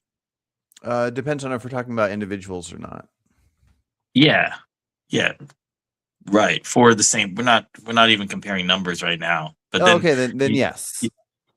for an individual, so you take transitivity and then you go stepwise and you say like what's something that's a little bit worse than a punch in the arm, okay, Mhm. uh like a broken pinky finger is worse than a punch in the arm. And then you go like is it better for is it worse for one person to break their pinky finger than for 1,000 people to get punched in the arm? Mhm. And you can that now it's practically tractable, right? Now you can think, well, I'm a playground supervisor at an elementary school. Which Mhm. would I think warrants higher vigilance, uh, making sure we don't have a playground in which like say 500 students, maybe a normal elementary school population, uh, preventing a school in which like every single student in the school who gets punched in the arm twice a month, every single one, Mhm. or preventing a case where one student breaks their finger once a month. Mhm. It seems pretty like intuitively tractable there that you would say that okay, normal like playground supervision is gonna lead to one broken finger a month in the entire student body. But if every single student is getting punched in the arm twice a month, like hard enough to really leave a bruise, Mm-hmm. and that intuitively would be a super dysfunctional, like adult supervision of recess. So, But it's so you dysfunctional get, for a different reason, I think. Like but if we're deciding what would be better to happen, these kids getting punched in the arm, every kid twice a month versus the break, I think clearly you take the punch over the break. But if we're looking at this taking place, then we step back and we look like, what does this mean for how we're teaching and how the supervision is? yeah. So okay, we Yeah. got to stay on topic, right? Well, it So sounded like you were going off topic to it being the separate issue of the supervision. yeah, So maybe I misunderstood that. okay, yeah. So it's my fault then, but we need to. If it's my fault that I introduced some other factor that's not focusing on the key question, that philosophical Yeah. question that we're trying to investigate, which is whether numerical comparison can be done across very different levels of harm. Mhm. The common way that it's approached is to say, okay, it seems far more of a tractable premise that that 1,000 punches in the arm is worse than one broken pinky finger. And then you go,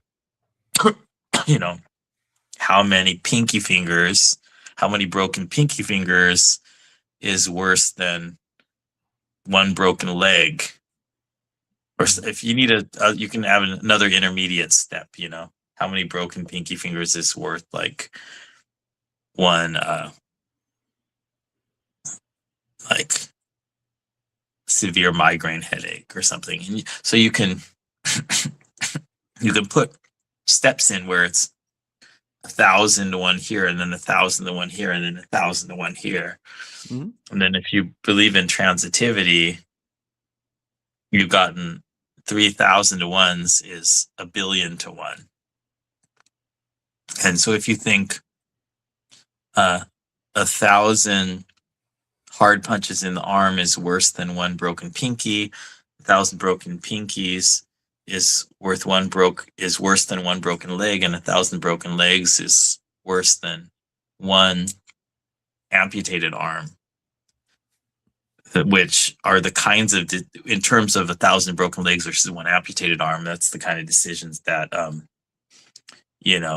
military medics are making, hospital budgets are making, and things like this. Mm-hmm. Implicitly, not always so, well, never actually so spelled out, because the physical complexity that they're working with is so much larger, so much more complex, right? But implicitly, people are making these sort of 1,000 to 1 trade-offs. Yeah. And then if you were to look at these 3 stages and you accept transitivity, then you end up being led to believe that something like 1,000 hard punch, or rather 1 billion hard punches in the arm is worse than one amputated arm. Yeah. And then if you take that and see that the world population is 8 billion, you should reasonably conclude that one amputated arm is somewhat, roughly like 8 to 1 times less bad than everyone on Earth being punched hard in the arm. Yeah, and I just think you're completely wrong, and I'd be curious if there's more reason outside of what you just described, because I'm with you on the numbers. So if we just imagine the suffering, like, so it's important in my mind to imagine like the suffering of the arm being removed doesn't matter. You can imagine that they're in a coma, or they're knocked out. When they come to, there's zero suffering. It's just the suffering for living an entire life, from at age 20 losing the arm, you live to 80, and it's this lack of this important limb, and then you get that that amount. And whether it's 8 billion punches in the arm, or like you said, if we need to raise the number, we do. And I'm with you.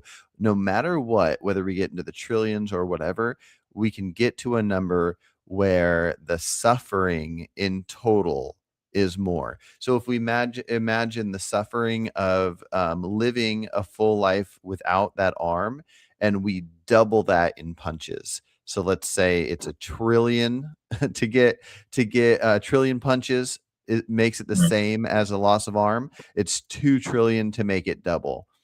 There is no world where I can imagine that it would be reasonable to have somebody lose their arm versus having 2 trillion people get punched hard in the arm, or get the pain of being punched hard in the arm. We have to ignore the idea that old people's arms might break if you punch them in the arm, because again, we're making it double. And so I'm baking it into the hypothetical that the only suffering is double the numerical suffering of pain, not of other nonsense. I'm going to point to status quo bias right now, and I'm going to suggest that you don't really feel that way, that those sorts of comparisons can exist.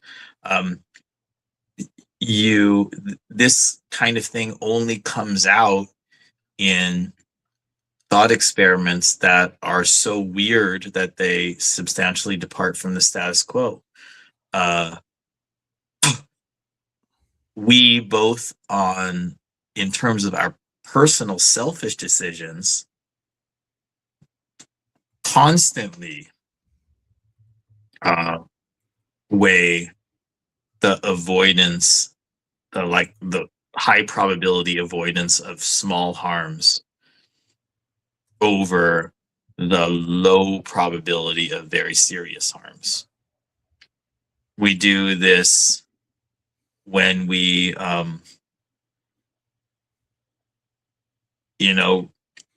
ride a bicycle to the store without a helmet. It's a short ride, like the time of going into the closet to get the helmet or whatever, and the awkwardness of, the discomfort of wearing the helmet and the awkwardness of having to hold it inside the store or whatever it is. It's not as bad as dying or being seriously injured, a head injury. Those aren't even close, but the probabilities are also very different. It's like nearly 100% probability of these lower kinds of negative experiences versus, we judge this trip, I'm not going to be on like a busy road or anything. Mm-hmm. So we judge like the risk of that particular bicycle trip to be very low in probability. We do this sort of thing all the time. Mm-hmm. And when you look at the kinds of numbers involved, like realistically, I think you see that they are much less extreme than 8 billion, right? So we're making trade-offs that require much lower thresholds for accepting risk, lower probability of a very bad outcome than the thought experiments. We're already doing it, mm-hmm. right? We're already in our selfish decisions, and then also in what we morally accept in our social institutions. No, I agree, but I don't see the connection. If somebody makes the choice, a bad choice, based off thinking like, oh, I'm not going to wear this helmet because this isn't a busy street, they get hit. If they could know it, they wouldn't do it. They're just assuming they'd be fine. I don't see the connection. Well, that's probability, but like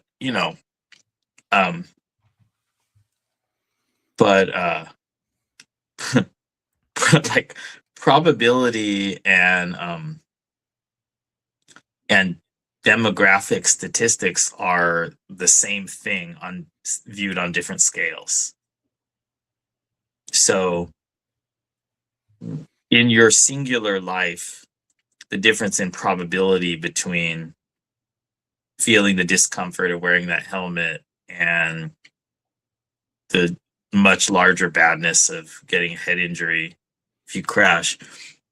Scaled up, that's just, how many people die on bicycles every year.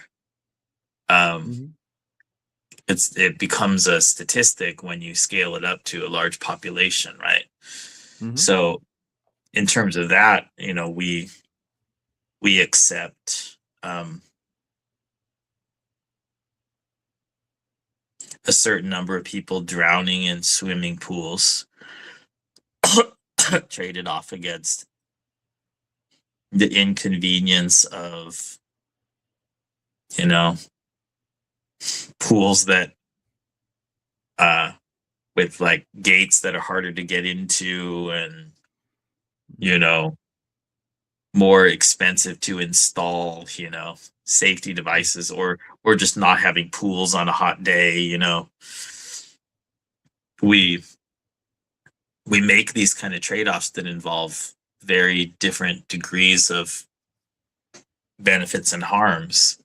Mm. And I think that in very, very many ordinary status quo cases, those trade-offs look like the magnitude there of probabilities or of number of people affected, it looks lower than the ones in the weird thought experiments.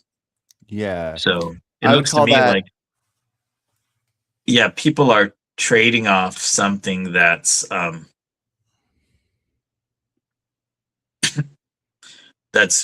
way more than one person having something that's way more than worse than an amputated arm happen to them, like drowning and dying or having their child die in a Mhm. swimming pool. What higher numbers of something that's worse, and Mhm. we're accepting that to avoid something like a bit more inconvenience on a hot summer day. Yeah, but I think part of And that's the status problem. quo. It's Yeah. accepted because it's the status quo. I don't think so. In my mind, it's accepted because it's a potential. Now, I know that once it's taken place and we can look at the statistics, that it's not exactly a potential anymore. But the thing you're talking about is a potential. Now, if you say, would you rather have all these pools have these gates or drown this kid? Then I would say have the pools have the gate or whatever. But if you say if we don't have the gates, it's Yeah, seeming like okay. the likelihood is so. And so maybe that's something that I will be convinced of at some point. I definitely not, am not in this moment, especially if we make it even more clear. If we say that the numerical harm that we're scaling up is the feeling of a hard punch in the arm, and that feeling lasts 5 minutes. So for every human it happens for, it lasts 5 minutes of that hard pain, and we can still scale that up. So no matter what, we get that to the number. And I even said the trillion versus 2 trillion, so it's double the amount of the suffering of the person without the arm. Like, I don't even care if it's 100 times the amount. If that many humans exist to where you could get 100 times the amount of suffering as the lost arm, that the idea of every human on earth, just me pressing a button, or not every human on earth, but 100 trillion people getting 5 minutes of suffering versus a Mhm. human losing their arm. And I then If you're right, I hope I can be convinced of that someday, because that's fascinating to me. and then Like, I you'd can't picture accept it. that. You accept that indefinitely, right? Just reiterated. No, Because I that's don't the think I right thing to would. do. I Okay, don't. so It would depend on what that would look like and what it would mean. But yeah, if everybody had to be punched with 5 minutes of pain every 10 minutes, that might be a different outcome. I don't know.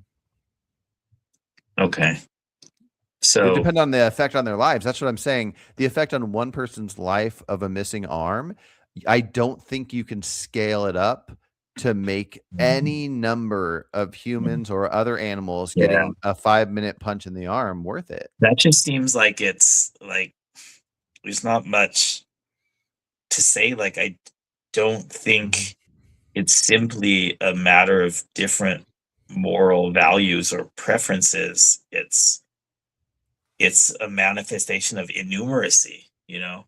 Mm. It I want to say it's that what you just said, it's just a reflection of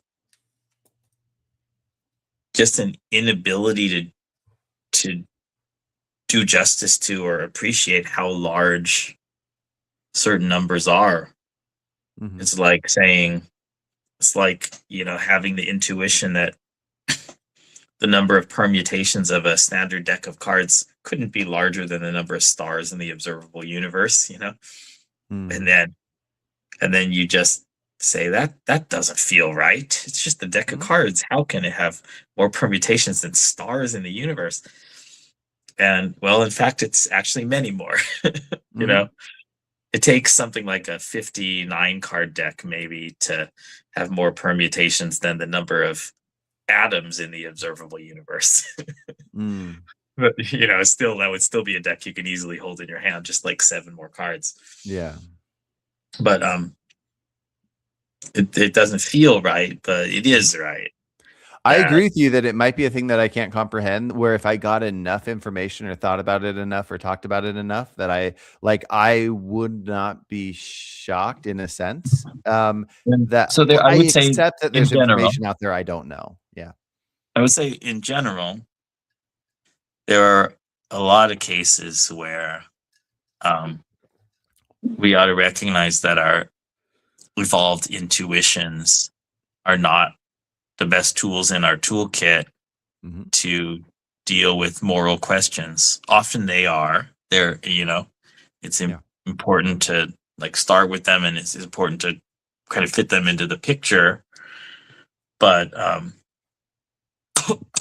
as we do for other things, as we do for evaluating, permutations of decks of cards and stars in the universe, and as we do for, say, evaluating um the like health effects of medicines, right? We have better tools in our toolkit. You know, we have explicit reasoning using numbers. We have, for the case of medicine, our methods of scientific testing, double blind experiments with placebos is way better than our intuitions about what cures ailments, right? And so we shouldn't just say, well, this science and these other more recent forms of reasoning, they conflict with my bare intuition, so there must be something wrong with those other methods. I'm going to go back to my intuition. And I think Mhm. similarly in the moral case, when it involves very large numbers especially, or very low probabilities, we ought to say, like, this is not the kind of thing that our intuitions are equipped to deal with adequately. We Yeah. ought to use our numerate reasoning rather than our highly innumerate evolved intuitions. For sure. I accept that my intuition could be wrong, and I definitely am with you on using reasoning. I just haven't been convinced by the reasoning I have heard, and I view most things as me either being convinced or not convinced. And I could be convinced and be wrong, or not convinced and be right. And yeah, time will tell. When we look at the what did you refer to it as, the cost risk analysis or whatever? It makes me think of this idea where, like, I would fight in the streets or in a war or whatever, to fight for people's rights, or something that I cared a lot about. I wouldn't sacrifice my life though. I would take the risk of dying to fight for them, but I wouldn't just press a button that ended me and made this cause I care about um um, But you take officially covered. And that's how I view the risk thing you're talking about with the pool and all that is we can look at it, we can test it and go like, oh yeah, every year one person's going to drown. And if we were to do this, maybe they wouldn't or whatever. But I don't view that the same way I view a certain number of punches versus a lost arm. I view that similarly to I would not sacrifice my own life, but I would risk my own life. I think numbers of consequences or consequences for numbers of beings is just what probability looks like when it's scaled up. And you seem to have these two like distinct conceptual categories of like certain causation and then probabilistic causation. And I think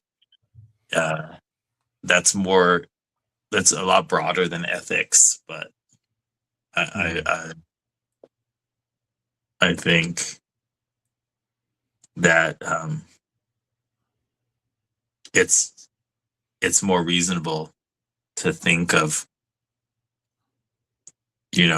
quote unquote 100% sure causation as just the limit of high probabilities. And then on a population level, when we say we know that a certain number of people are going to die in traffic accidents, that's just what the probabilities of individual people dying on individual days or individual moments just averaged out in a large population looks like. It looks like a very near certainty of a number within a certain range, right?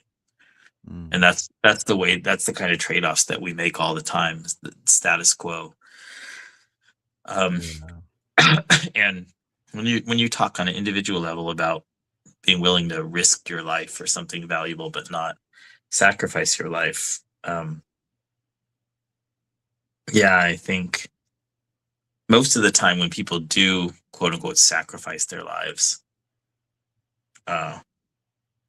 they're not like the main point of decision making falls short of 100%. At some point the rebel has to end up walking to the gallows or whatever, but that's not really when the choice is being made. Usually they're taking some political act and they know that they're being caught and executed is likely, but it's not 100%, and then we look at that and we call it knowing sacrifice, but it was really a risk with, maybe like a 70% chance of death, but there's always this chance of very strong success that underlied it. And the cases where somebody is, and then there are like soldiers diving on grenades, but I kind of think that the best analysis of that is that decisions were being made like during their training, and they were making decisions during their mental preparation in some sense. And those are like the more important like level of decision making, right?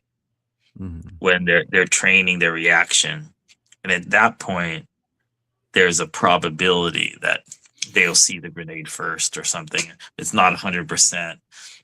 And then when the diving on the grenade happens, it's like the result of this internal kind of like habit formation in imagination that trained their brain to do it, as opposed to like a considered decision to sacrifice their life in that moment with 100% certainty.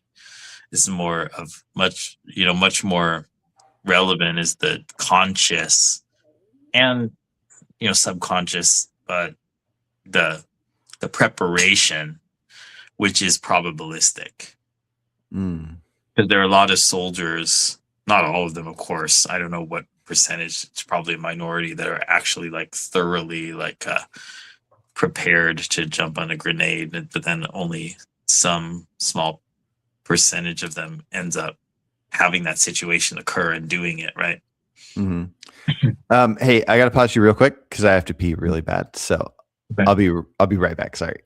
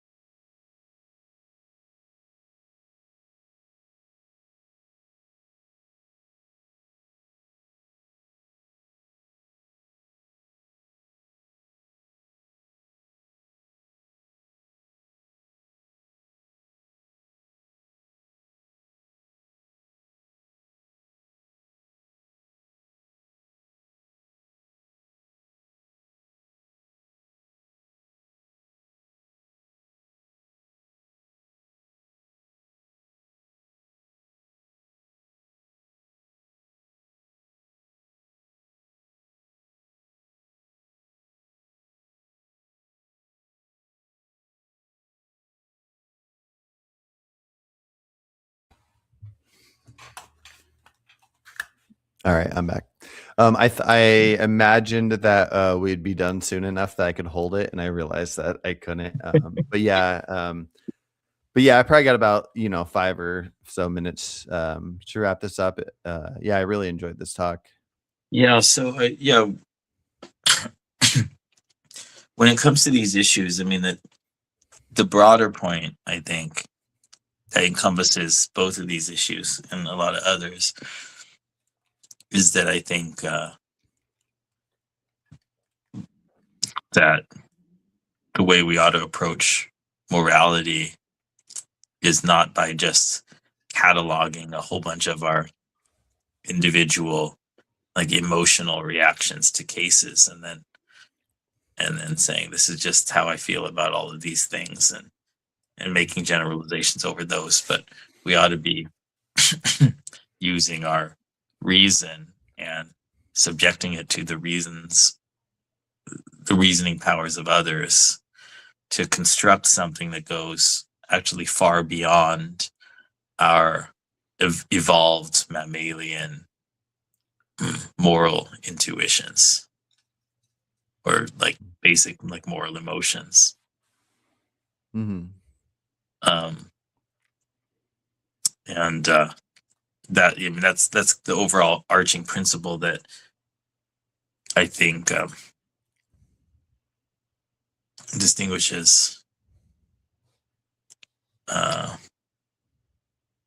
lot of my views from a lot of other people's views. But there are plenty of other people who are generally like me. And again, in terms of mentioning the status quo bias, I think that our wonderful societies, the wonderful aspects of our societies, are largely built upon people making these enlightened trade-offs that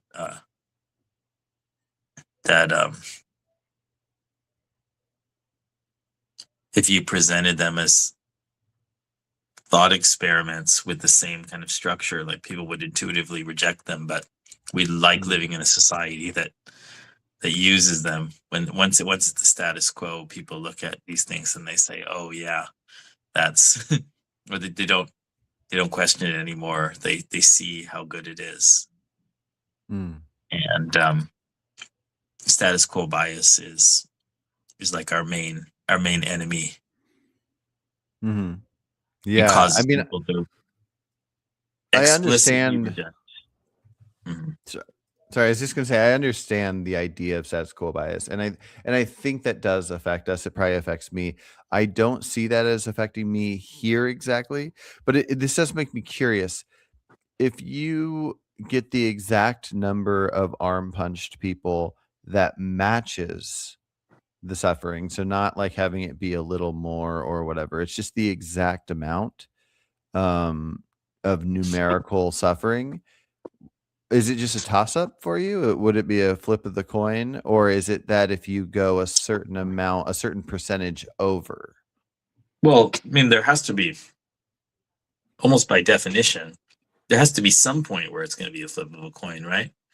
Because if there's the number where, like two punches in the arm versus one arm cut off, obviously one arm cut off is much worse. Mhm. And then Googleplex, obviously Googleplex punches in the arm are much worse than one arm being cut off. And those curves they're like gonna intersect somewhere, right? I don't, not for me. It sounds like it does for you, but Wait, I don't. Carson, they're gonna intersect. I mean, well, okay. So then they're never gonna intersect, and then The I think numerical it's just straight value up. of suffering will intersect. The idea of it being a flip of the coin will never intersect for me. If there's a point where the one kind of situation is worse than the other, and then there's a point where the second is worse than the first. So numerically, like the amount of suffering, you can reach it at whatever number. It doesn't matter if it's 8 billion or a trillion or whatever. That'll be where the suffering is equal. Yeah. I don't think you can pick a number for me where I would take the arm over a number of punches, even if you went for the rest of history or the rest of future humans, every human on Earth for the rest of time. That Yeah. number, I will need to be convinced of that, and I'm So so far from again, convinced I of mean, that. it's But just I'm just curious, like it just if seems to me in numeracy like a total lack of appreciation for how large numbers can get, Mhm, and then also status quo bias because you are making trade-offs that involve similarly disparate things, mhm, horrible outcomes with much lower probability or happening to fewer people, much less bad outcomes happening to many people or with a high frequency, but with much smaller numbers in the ratio than the numbers you're talking about now and just throwing out mhm, your status quo, your daily decisions about yourself, about your family members, about your other acquaintances, and mhm. about humans you don't know, and about non-human animals. Like, Yep. just the way you conduct your life is making trade-offs that involve some number Mhm, assigned to very terrible outcomes, mhm, and the ratio is a much smaller ratio, much like closer ratio than the ratios you're saying right now you would never accept. I think I would never accept them, and also we But can you bake into do the accept them. hypothetical. That's what I'm saying. You Well, do I don't accept them agree. We because can you're bake it. functioning in society as a normal person and normal Mhm. people. You make those trade-offs. You're I just don't taking agree. risk of catastrophically bad things happening to Mhm. your family uh, with low probability every single day. I completely agree with that. Yes, but I Yeah. don't agree in this other scenario. And also, we can just bake it into the hypothetical, however makes us both satisfied, to where I like if we just have it be where we're only referring to humans like me, humans that feel the amount of pain I have, and we get it into the trillions or whatever, and we we make sure that the pain is lasting 5 minutes, and that we're talking about humans that will have another 50 years or whatever amount of years of life, and we can factor all these things into it, and no matter what the numerical value of suffering, we can match it to the loss of an arm. And it's insane to me that you would ever have a level of flipping a coin, but I guess the thing I'm curious about is the flipping a coin when that numerical value is tied, or do you factor in the fact that we're talking about an individual's suffering versus multiple individual suffering? This is what I'm saying about curves crossing. If we said, okay, at the point where the total sum of suffering is equal, Mhm. if I were to say at that point, I would say that I would find it preferable for many people to have the low level of suffering than for the one person to have the high level. Mhm. Then you could just go a little bit further down the curve, Mhm. and at some point you're going to find the place where I ought to be indifferent between the two. Okay. So there's going I'm to be glad of that. right. There's going to be a flip the coin point. It's just like if you just said on a selfish level, you said like how how much do you value like eating a strawberry, and then how much do you value like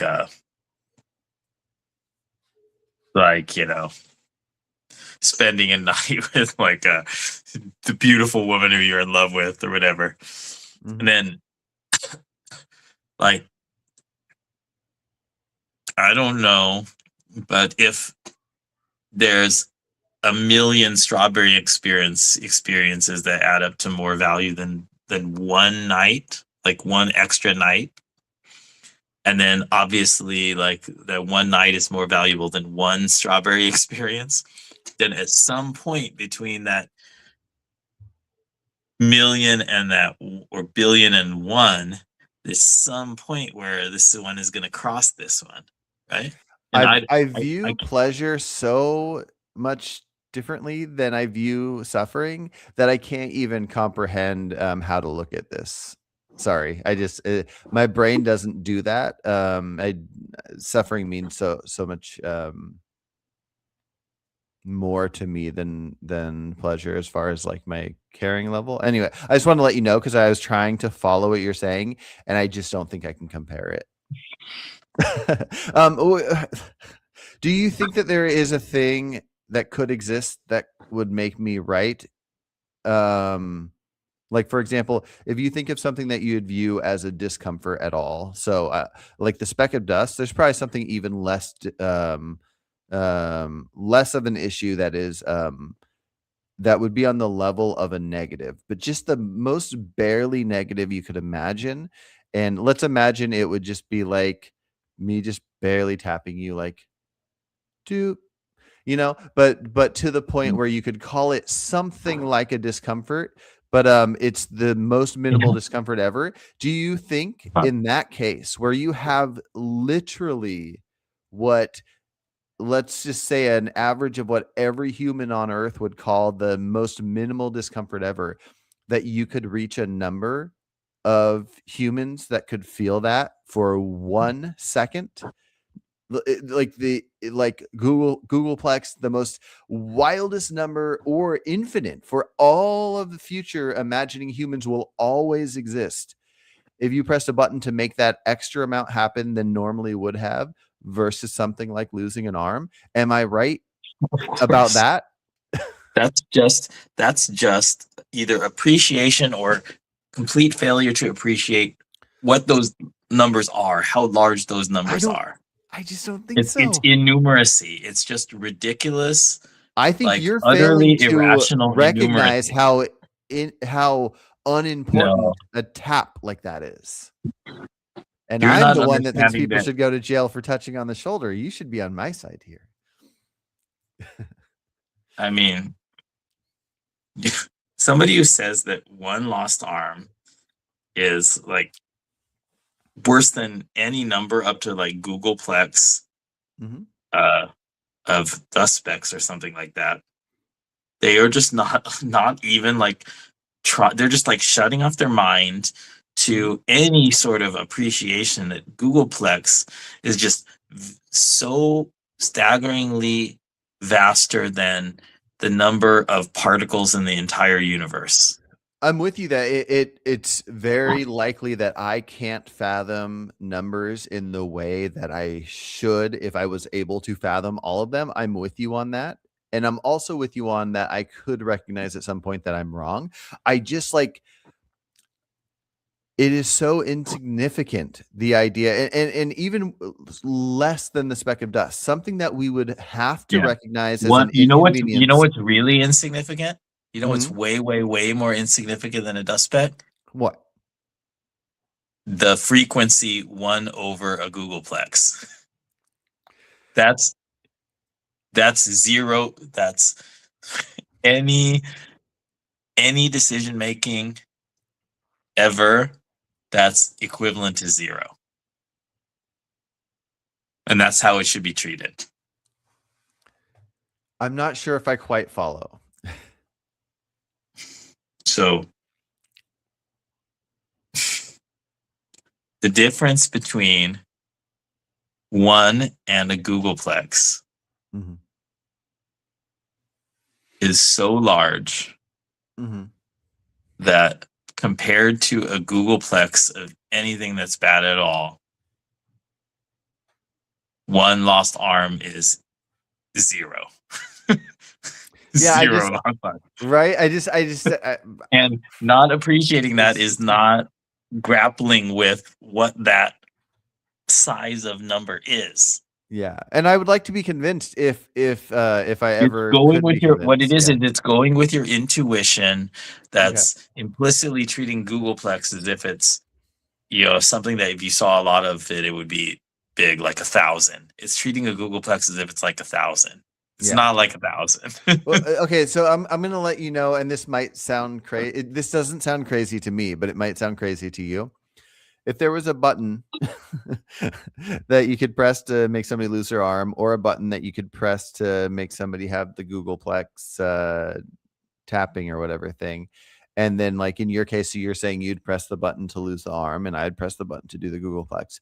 Not only would I hold on really quick, not only would I press the button to do the googolplex, even if I was told, okay, you're in luck, you don't have to press either.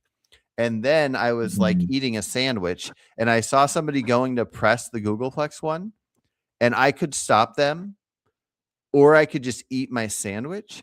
I would just eat my sandwich. You don't even understand what you're saying. Uh-huh. You're not grappling with right. the spot. No, you're not. You're not grappling with the size of the number. You're not. You're going with an intuition that is blocking you off from any attempt to grapple with the staggering size of the number. This number is so staggeringly a Google is much more than the number of atoms in the entire observable universe. A googolplex is 10 to the power of a Google. It is so staggeringly larger than the number of atoms in all the galaxies in the universe that being uncomfortably tapped on the shoulder a googolplex times is a Christian depiction of hell. It's I just want to make sure we're understanding what we're saying. Tortured for eternity. Yeah, and I agree with that. You're saying that you would prefer torturing somebody in the Christian torture for eternity over one person having an arm amputated, which happens in the real world and which we accept as a trade-off for all sorts of things all the time. Nope, that is not what I'm saying. If I could press a button to have one person have their arm amputated or one person be uncomfortably touched a googolplex amount of times, I would take that arm any day of the week, every time.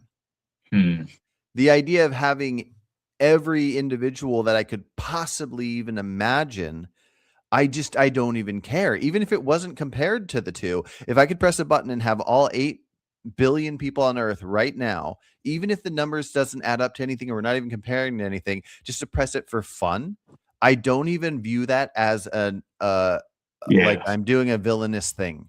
That might Is be that compatible. That might be compatible with the size of a number like a googolplex. If the premise is that the total life that involved that one uncomfortable tap on the shoulder, it didn't make that tap on the shoulder didn't make the life worse. Like yeah. it could, if it made the overall valence of the life unchanged or even positive, like I don't know, somehow you were thinking that like people learned and grew from this tap on the shoulder or something, then Yeah. yeah, then a single tap on the shoulder, if it doesn't make the life worse at all, then sure, then the math of multiplying by a googolplex doesn't apply anymore, right? Then you're multiplying 0 times a googolplex, which is 0. Well, that's why I was saying if we took it down to something that we must call an inconvenience, but it's even less of a deal than the spec. Because I wanted to take it to the, what is it? A reductio. I wanted to take it to the most absurd thing that you should have to contend with.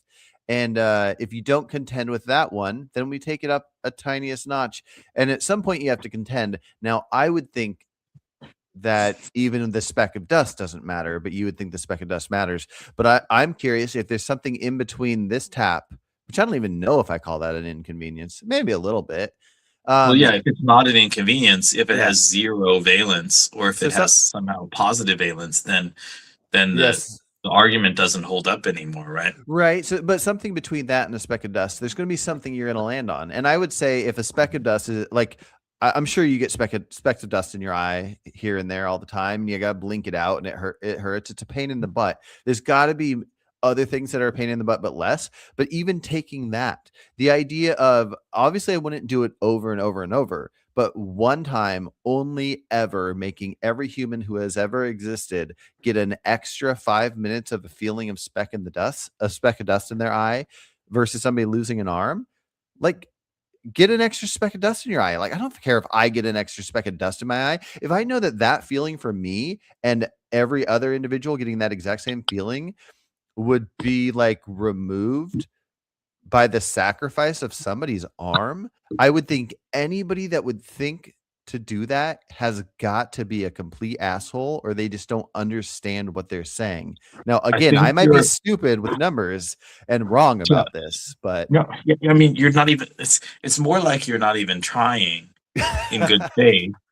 Then it's less like you're stupid about numbers, bad at math, and it's more like you're not even trying to hold your moral instinctual emotions to the fire of the math, because it seemed like right now you're sort of allowing your intuition to conflate somebody who would choose to have one person lose their arm to have like everyone on Earth, or some vastly larger number than everyone on Earth, have a dust speck, or get punched. We talked about punch in the arm. It's like you're letting your emotions like hear that comparison of one amputated arm versus everyone on Earth like bruised in the arm. And then your mind, part of your brain is intuiting one person getting punched in the arm versus one person having their amputated arm. And you're thinking, if I said, in order to prevent myself from getting punched in the arm, I would let you get your arm amputated, yes, I would be a total piece of shit. And that's how I view this entire conversation, correct? And I could be wrong about it. But that's not so if you're allowing your like intuitions to conflate the two, or to like flip between the two questions of one person amputated arm versus everybody on Earth having a bruised arm versus the 1-to-1, then there's just like this false equivocation going on, and you're allowing the emotion that properly attends to making the bad one-to-one trade-off of letting somebody have their arm cut off to avoid being punched in my arm, which indeed makes somebody a total piece of shit, with a very different question. It's like So are you saying that implicitly treating 8 billion as the same as 1. So are you saying that you think morally every one of the Googleplex people should say, like, I don't want this person's arm off to sacrifice for all of our specs, but them individually saying it shouldn't affect a knowledge that the overall it's for the better good? I mean, yeah, I guess so. It depends on, yeah, I mean, I think morally relevant choices are ones where the individual can affect the outcome, right? So if like is the idea that every single one of these people has agreed to accept the dust spec, but it needs to be unanimous, so now it's up to me. Yeah, do you think they wouldn't? So that if every single one of this staggeringly large number of agents have made the choice to accept the dust spec on this needing to be unanimous vote, and then I was the last one to cast my vote, then that would be morally identical to the one-to-one trade-off, because I would be in a position to know that I would be either through my individual choice, knowing that the other people have already had their like dust specs or whatever, I would be choosing between, or their punch in the arm, I would be choosing between my punch in the arm or this other person's. Okay, I got it then. I got it. So how about this? Okay, so there's a Googleplex of people that could get the we'll stick with the something like a hard enough tap to call it less bad than the spec, but still we're looking at a minimal inconvenience. Okay, so Googleplex of people could get that, or somebody loses their arm, but we're gonna let every one of the Googleplex people decide if they're up for getting that, or if they'd rather the person lose their arm for the Googleplex amount. And then for yourself, without knowing other people's choice, would you let yourself get the tap?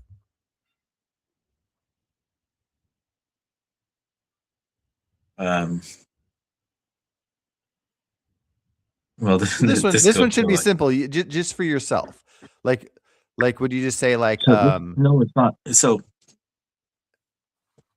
if the vote was not unanimous, then the person would lose their arm. So I would think, well, there's got to be at least somebody who is, doesn't care, or whatever, who's irrational. I'm just saying, just for yourself, because I'll get to that part in like. What does it mean, just seconds. For myself? What does that mean? So, like, if somebody said to you, like, we're gonna ask everybody, and if everybody happens to not care about getting this inconvenience, then the person won't lose their arm. If anybody cares, then we won't, or whatever. But that you're just gonna answer for yourself. Are you willing to accept it? And then this is then just a probability judgment that it's overwhelmingly likely to be the case that my choice won't make any difference. Yeah, but why would you go out of your way to not say? Of course, it would not be rational for me to accept being punched in the arm when I'm virtually certain that at least one of the other people has made that choice. Maybe because they didn't even understand the question or whatever. Why go the other way around? Why not just say exactly what you just said, which is it's likely that one of these Googleplex will do it, but obviously I don't care if I get tapped. Why are you saying I will say that I won't get tapped instead of saying you will get tapped? Well, because I would be accepting some additional negative to myself.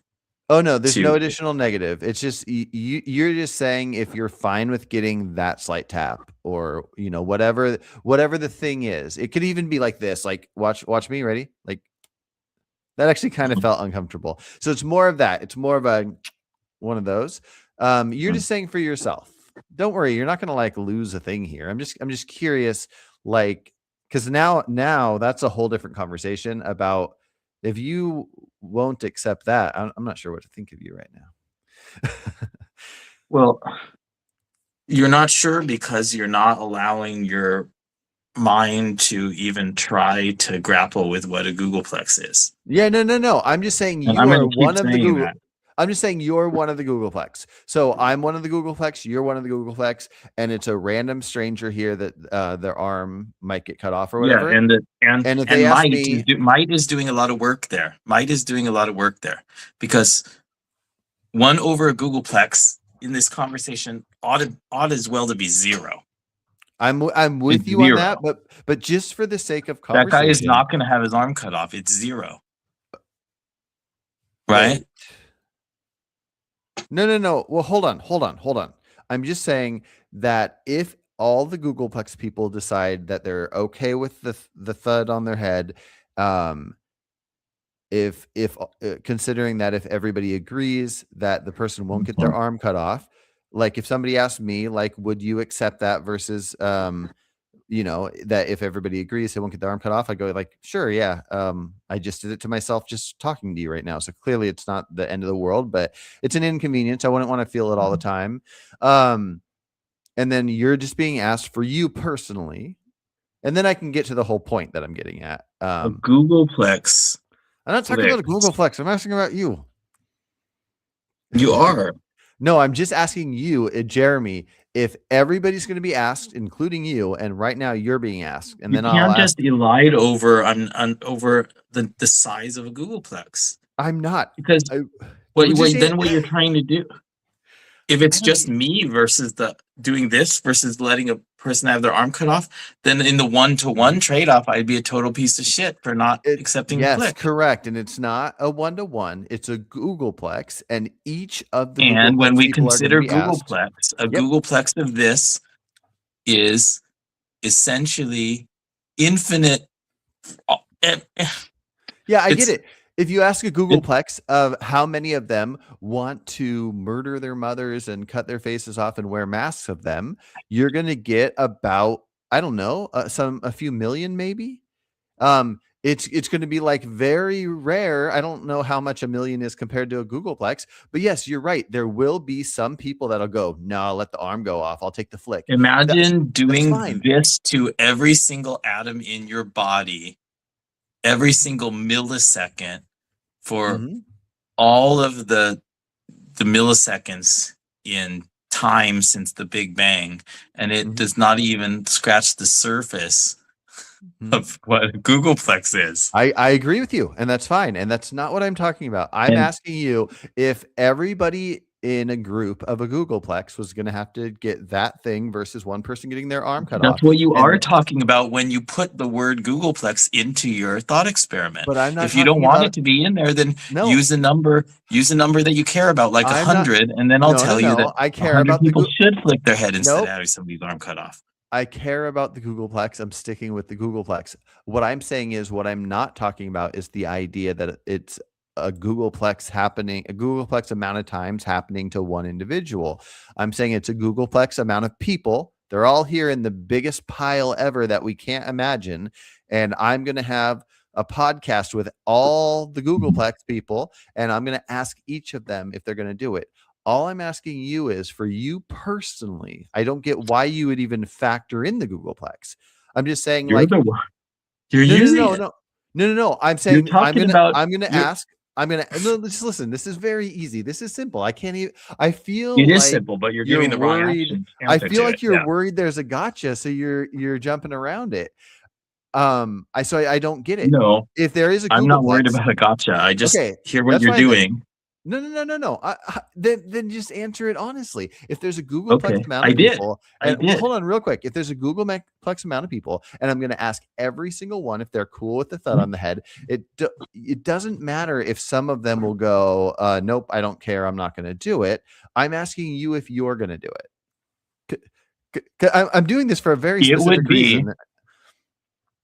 It would be so staggeringly evil, more evil than any evil that you're ever aware of happening in the world, to have a Googleplex flicks on people's heads compared to one person's arm being cut off. And that might The be true. Googleplex of flicks is that much staggeringly evilly worse than the most evil things. And for you I to don't get why give the you can't answer opposite the question. answer, what I'm do sorry. you mean? I love you. I just don't think you're for What some is the reason question? Whether I would do it to myself or if there was a Googleplex amount of people that they were going to get flicked in the head or somebody was going to get their arm cut off, but before yes. this decision was made, every member of that Googleplex that might get the flick was asked, would you take the flick if it meant that if everybody agreed to take it, this person would not lose their arm. So you're not choosing that everybody has to take it. You're just saying, will you take the flick? And then I will go and ask number 2, number 3, all the way up to a Googleplex. And so, we'll suspend time and space. So if even one person says no, then nobody gets flicked. But that doesn't matter. Correct? But that doesn't matter. Sure it does. Well, no, if you think that if all the Googleplex amount of people would accept the flick, if you think that is still wrong and that they shouldn't get it, even if they say they want it, so then for sure. some deontological reason. Yeah, then sure you could say, I won't take the flick. But if that's not what you're stating, then I'm just curious about what you would choose for yourself when this question's presented to you. And I don't know why, but you haven't answered that question yet. Yeah, I think I have. I think I have. Would you take the flick? I'll even do it again to myself. I did it twice. I took it. Yeah, I did it to myself too. I do for nothing. It's inconsequential, but you didn't do it. You didn't do it a Googleplex times. You didn't even do it a billion times. Yeah, that's correct. Only one time. One time for you, and then I'm going to ask the other Googleplex of people. So I got really something awesome that I want to get to, and I don't even know if I'll remember it, but this was the easy part. I answered it. I answered yes it, or Carson. No? What's the answer? The answer is so I'm just going to say no, because to trigger you, because you think the answer is obviously yes, but the actual answer is. Can you say yes, and then I can ask my follow-up question? Because this should the answer is that the difference between the two, the moral difference because of the consequential difference would be zero. Mm-hmm. Zero. There would be no difference.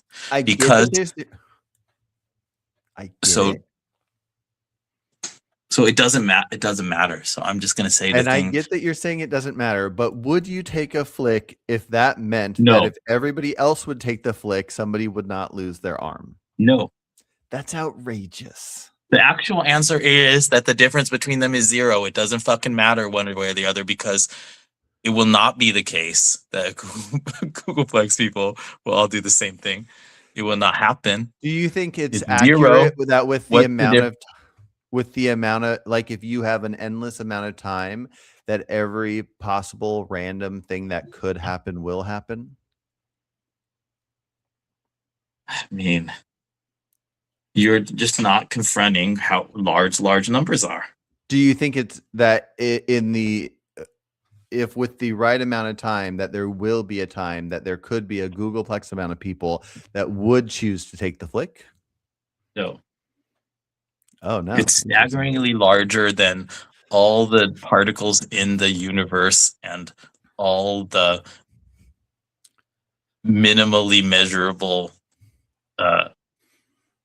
segments of time in the universe. Okay, so let's say that you were to ask, let's say you were going to have a conversation with one of the Googleplex people, and then you asked them the same question. So I just asked you, and you said, no, you won't take the flick. And then you ask somebody, and they say they will take the flick. What do you talk to them about? What do you, like, let's say it's me, and I say, like, oh, I'll take the flick. What have I said that's wrong? I would say there is 100% probability that this person will have their arm cut off. Mhm. So my decision I'd has say- 0%, zero consequences either way on Huh? what happens to this person. Oh, so you don't think somebody's wrong either way if they say they will take it or won't take it? It's just their answer just Well, doesn't matter. They're wrong to exactly the same degree as somebody in our real world who increases the flicks by self-harm or other harm without the cutting off of the arm or anything else. The increased badness of flicking yourself is the same as it is in our world, where that's the only consequence, because that would be the only consequence. Do you think if we could just suspend time and space and I talk to the Googleplex amount of people, and during every podcast I had with a Googleplex amount of people, if myself and them we're flicking ourselves while we talk about it, and then it turns out that all Googleplex people flick themselves more at least one time, and which makes it more times than they would have if none of those conversations You're happened. just- If at that you're point we trying to shouldn't cut do- the arm off. You're trying to do moral intuitions Mhm. with a number in the formulation that you are not trying to grapple with the magnitude of. That's fair. I haven't even tried You to are- do anything with You it. are welcoming in the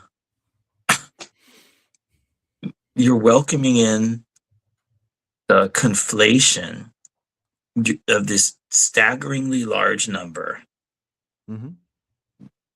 with a number that your moral emotions deal with. You're trying to draw out an intuitive moral judgment Mhm. that, sure, I should say we're gonna have this social cohesion in our tribe, and we're gonna take this very small amount of effort and sacrifice to No, I'm save a not. member of our tribe from this great harm. And that intuition is a great I'm not. intuition, but that intuition operates on a scale of dozens or hundreds. Mhm. It doesn't operate on the scale of Yeah. a super large number that's Mhm. just staggeringly larger than all the particles in the universe over all the moments in the universe. And that's not what I was doing. You might have thought that, but that's not where I was going with it. But maybe we can fix that by changing the number. Would it change anything for you if we said 1 billion, or is that still too high of a number for me to comprehend? Because I don't mean that sarcastically, because it probably is. There's no comparison between, like, the difference between 1 and 1 billion is nothing compared to the difference between 1 billion and a Googleplex. So yeah, it makes almost all of the difference. Now, whether so if it was 1 billion people getting that versus one person losing just a pinky, not a whole arm, just a pinky. Okay, I mean, so then I already compared a hard punch in the arm for everybody on Earth. Yeah. As worse than one amputated arm. There we go. So if I were to ask you, would you accept the hard punch in the arm if it meant if everybody else on Earth, not Googleplex, said that they would accept it, would you personally accept it? And then everybody else would get asked. Yeah. So crucially, if at least one person says no, then nobody gets punched in the arm. Correct. Not I get punched in the arm regardless. So only upon a unanimous vote. Does that change it? I would still say, the important factor is not the deontological quote unquote consent. The important factor is that a hard punch in the arm is more than 1 billionth or more than 1/8 billionth as bad as an amputated arm is. Mm-hmm. So I would want to prevent everybody on Earth from having a hard punch that leaves a bruise in their arm, even if they were okay with it. Yes. Yeah, sure. Interesting. Of Okay. course. Yeah. That's what being a consequentialist is. I mean, like the consent is like an indication of Yeah, um that's the only reason my stance is what it is because my assumption of the consent. I don't I hold this mean, stance without assumption of consent. if you could somehow convince me that like the reason that almost all of my fellow humans on earth were agreeing to this is that they found it either pleasurable or it gave their lives some kind of positive value that outweighs Yeah, a the positive pain. value that they saved the person's arm. That Oh. Okay. So so this is very different now. Okay. Because now you're not just talking about first level no, trade-off. fair point. Okay, right. I don't want to bring that in. They don't Now get to now you're nobody talking gets to know about the outcome. yeah, You're right. You're yeah, right. yeah, You're right. Nobody sure. gets to know the outcome. Yeah, of course it could be net positive for everybody to have the experience of a little bit of suffering. You know, in high school football, they like to say something like pain is temporary and pride is forever or whatever, right? Mhm. You're going to get beat up in your homecoming game, but then afterwards you're going to have the memory for the rest of your life of how you won the homecoming game. Yeah. And so And I just and extend that's going to that be a amongst higher. multiple people Okay, of great. pain is temporary and amputation is forever. And sure, Well, we're no. looking So, at but different what you're saying people. now is what you're saying now. If people are going to know that, hey, we voted, and then the we say we know who this person is, and we saved their arm, Yeah, no, then I'm removing all that because of course, yes. So right. that changes things. So not only will they not know the answer, but 5 minutes later they will forgot they were ever asked the question. So yeah, no outcome of the person's arm being saved and their how happy they get to be gets to have any connection to it or any of that stuff. It's just the idea of being asked if and the punch in the arms kind of tricky too. Well, anyways, 5 minutes of pain, no bruise, 5 minutes of pain of like a pretty hard punch or whatever. If everybody agrees not to get the punch, the person saved, but nobody gets to know the outcome, any of that stuff, then the question is just like, would you take that pain um to let somebody not get their arm cut off? I mean, this is to me the same question. It's this would you question. Mm-hmm. Like I don't know if I can predict my psychology in this strange hypothetical, but if it's the question, is it a morally better choice? Then it's the same question as the question, are 8 billion punches worse than one amputated arm, or is one amputated arm worse than 8 billion punches? And when I answer the question that I think probably the 8 billion punches is a worse consequence, Mm-hmm. then the answer to that is the exact same answer as Okay. would it be If everybody morally better for me to agree or not agree? Okay, if everybody was asked, and let's say basically everybody, 8 billion people, if everybody is asked and basically everybody says that they would accept the punch versus Mhm. somebody losing their arm, would you then assume that you just did the math wrong? No. Uh, that's I interesting to me that feels there's like going an to be a easy lot way of out because it would there's make going to you be a lot of potentially right with higher numbers, but that you did the math wrong. But sorry, go on. yeah, I understood.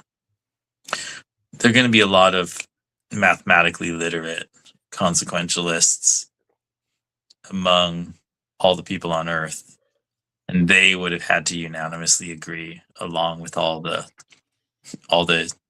innumerate and confused people, right? So, just even if I thought that, like, the number of people that I thought were like clearly like highly numerate and like on a firm ethical foundation, it would still be like 10,000, maybe 100,000 people. And for all of those people to be making that unanimous judgment, Yeah, sure. Just the fact of unanimous judgment on basically anything Mhm.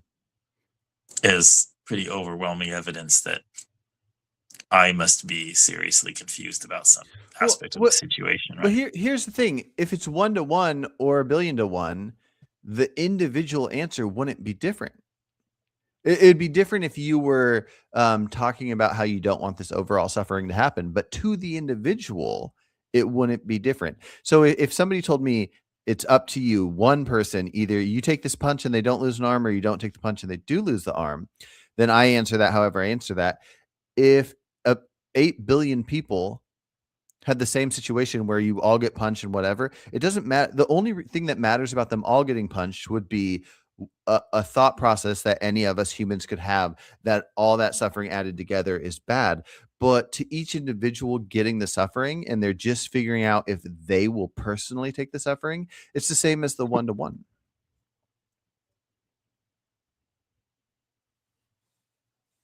I see what you're saying. This is sort of like this is a kind of mathematical like paradox of cause.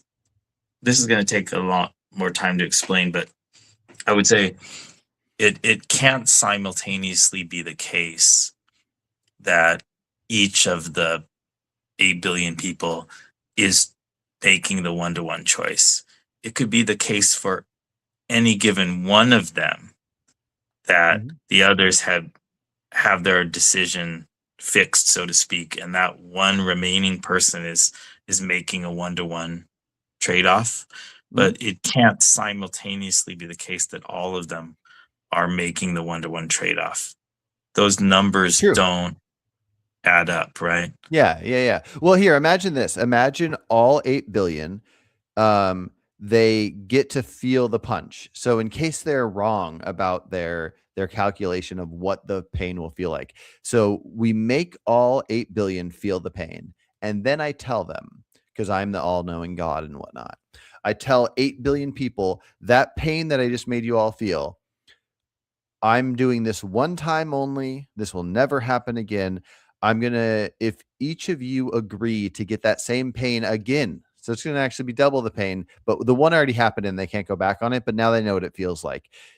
If you accept that you will take the pain, if everybody accepts it, this one person won't lose their arm. If anybody doesn't, then they'll lose their arm or whatever. I guess I'll get to it, assuming that I won't get the answer I want from you. If you were to say that yes, you would take it, even though you assume somebody else won't, therefore whatever. If you do accept it, my question to you would be that, like, let's say 95% of people accept it, or 99 or whatever, and then you were going to have a conversation with one of the people that don't accept it personally for themselves. I'm trying to figure out how you would view that individual. That's the question I meant to ask you like a half hour ago, if you were to have answered the question how I thought you were going to answer it. In the And you never numerically did. stupid way. Um, I mean, and I know the kind of thing that you're trying to get at. It's like, I want you to admit that you would look at all consider of that us. person an immoral person. Yeah, I know what you're getting at. Just do it, and then we can say Carson's right, and then we're out of here. No, because this is we're going to go back to the main point that you are acting innumerately and not seriously confronting what the size of different numbers means. Even when we're talking about 8 billion and not super large numbers like Googleplex. What you want me to say, I totally have these kind of primate intuitions. They're important. I use them in my life. I understand what you want me to say. What you want me to say, and I don't disagree with having this kind of emotion. I have it all the time. I use it in my life. It's valid much of the time.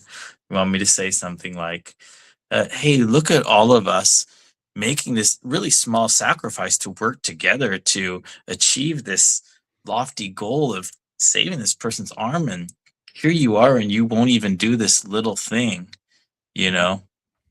and it's all because of you. How much of a selfish little and cowardly defector you have to be to tear this whole thing down, all this amazing effort that all these other people I mean, not even amazing effort, but just this social solidarity involving small amount of effort from so many other people, and you wouldn't even do that. Yeah, we're finally on the same page. I like this. No, we're not on the same page. I'm just kidding. And the reason we're not on the same page is because I very clearly recognize that sort of sentiment is based upon being in a tribe, being in like a clan of 20 to maybe 100 people. And that's where it's appropriate. And it's not appropriate scaled up to a number like 8 billion. And that's very, very crucial. Okay. It's not something that you just gloss over by saying the number and saying, oh, let's change it from 20 to 8 billion now, right? Numbers are important. And when your intuitive reaction kind of reacts the same way to describing a situation with 100 people in a room, in a large ballroom versus every human on earth. And when your emotions give roughly the same response, that is an indication that your emotions are not appropriate to the judgment at hand. Right? Okay. So that social moral reaction that you wanted to lead me to, I have no problem accepting when it's tied to the scope that it's appropriate for. Yeah, I think in reality you would judge the individuals, but I don't know. I don't know. It's complicated. I don't think you're lying. I think if it played out, my guess is that it would look different. But I also don't know if we scaled it differently. If we took the total pain of punching at 1,000 people, because you're right about the clans. If we take 1,000 people, punch them in the shoulder, and then we do the math and we see what that pain is. If we come up with like a permanent pain that could happen to one person, that would be the equivalent of 1,000 punches to the arm. I don't know if I would hold the same kind of stance, because the argument I'm trying to make is, again, I'm trying to do a reductio here, and I don't know if I can do a reductio with 1,000 punches in the arm.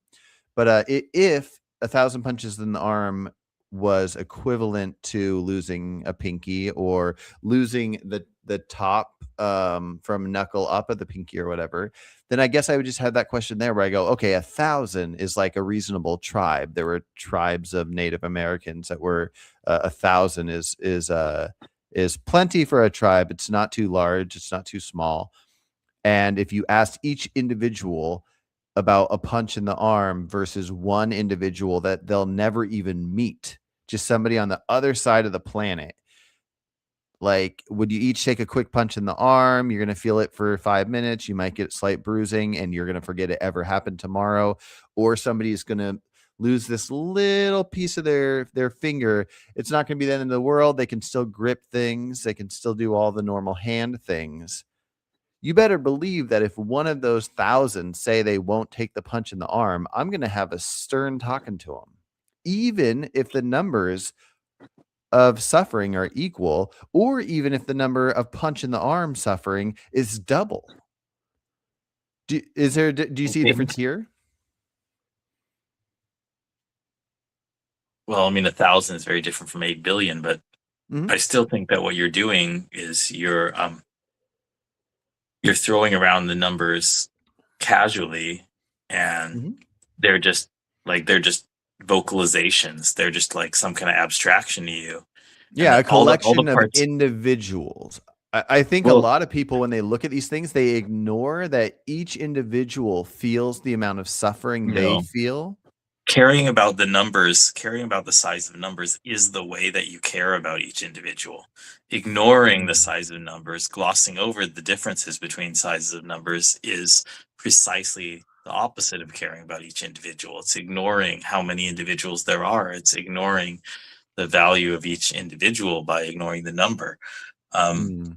When you, I think that what you're doing is just the number is just kind of like words, or like it activates something like very peripherally, but everything other than the number is important in producing your judgment.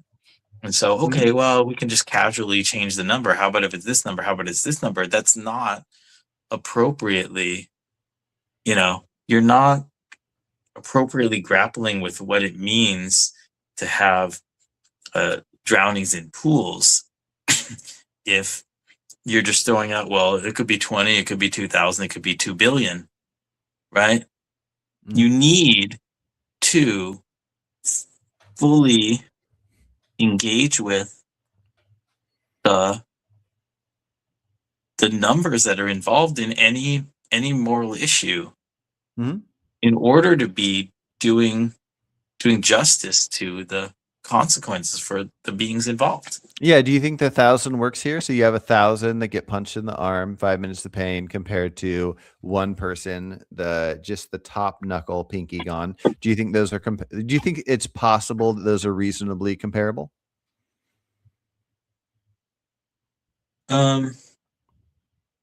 It's possible to get it. Which Gets direction do you think it might not be? maybe close to the overlap point, I think. Which one do you think's overlapping, though? Probably, well, overlapping means that, what I mean by overlapping is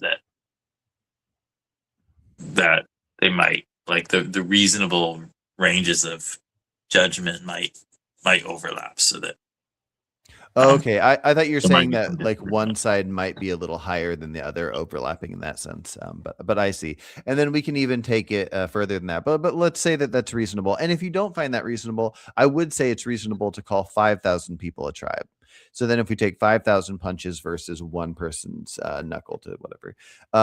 So like ignoring the idea of my inability to look at Googleplexes or billions or whatever, if I had one-on-one talks with these 5,000 people and they could each take the punch in the arm, do you feel like even if we had the equivalent suffering, of the 5,000 punches in the arm versus what little nothingness this loss of thing would do? Because I'm trying to look at something that's minimal but happening to a lot of people versus something that's permanent, even if it's as simple as just losing this tiny amount of the pinky. But it's important that they are equivalent in suffering, that it's just there's so much more to the idea of an individual experiencing a lot versus a lot of people experiencing very little, like very little, to the point where even a punch in the arm that is way worse than the flick or the speck of dust is going to mean nothing the next day. Mhm. Is it at least different in this case where we're not looking at the But Googleplexes that I'm not pondering? see, then there's this is, yeah, we got to wind this down because this is a Yeah, I totally know it's your different issue. bedtime. But Yeah. this goes to the issue when you're talking about valence states, pleasures, pains, whether you're using a definitional kind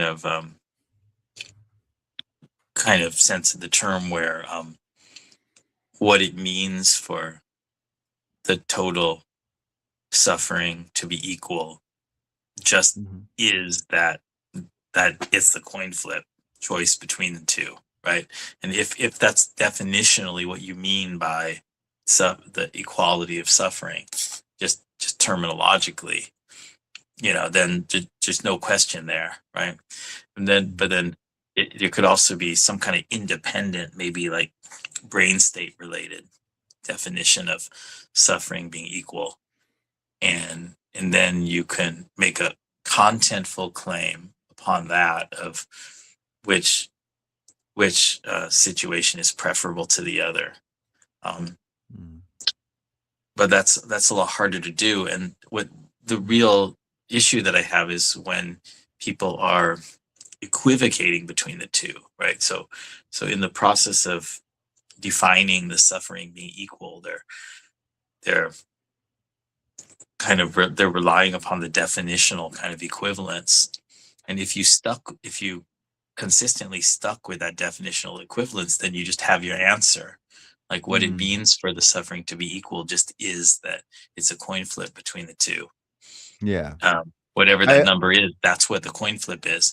But then when you start to move beyond that and you start to say, well, even though the suffering is equal, we should prefer the smaller suffering distributed among more than the greater suffering among the fewer.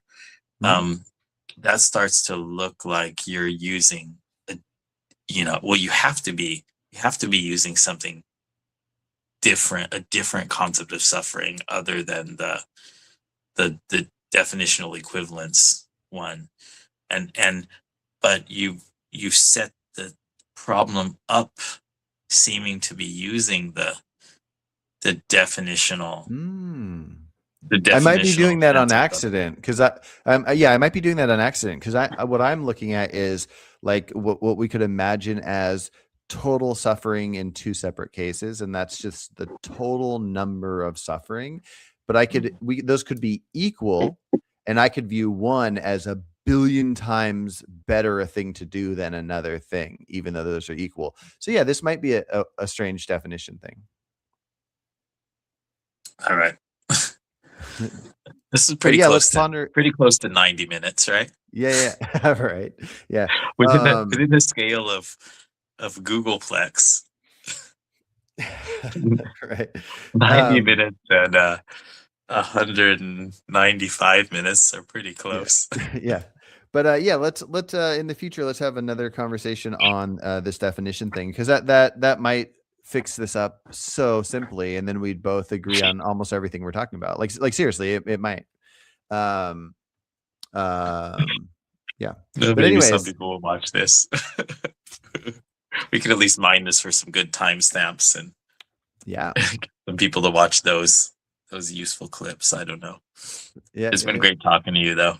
Yeah. But I need to get my first sleep of the year. Gotcha. All right. Well, you have a good night. It's good talking to you. Happy New Year, man. Bye. Good night.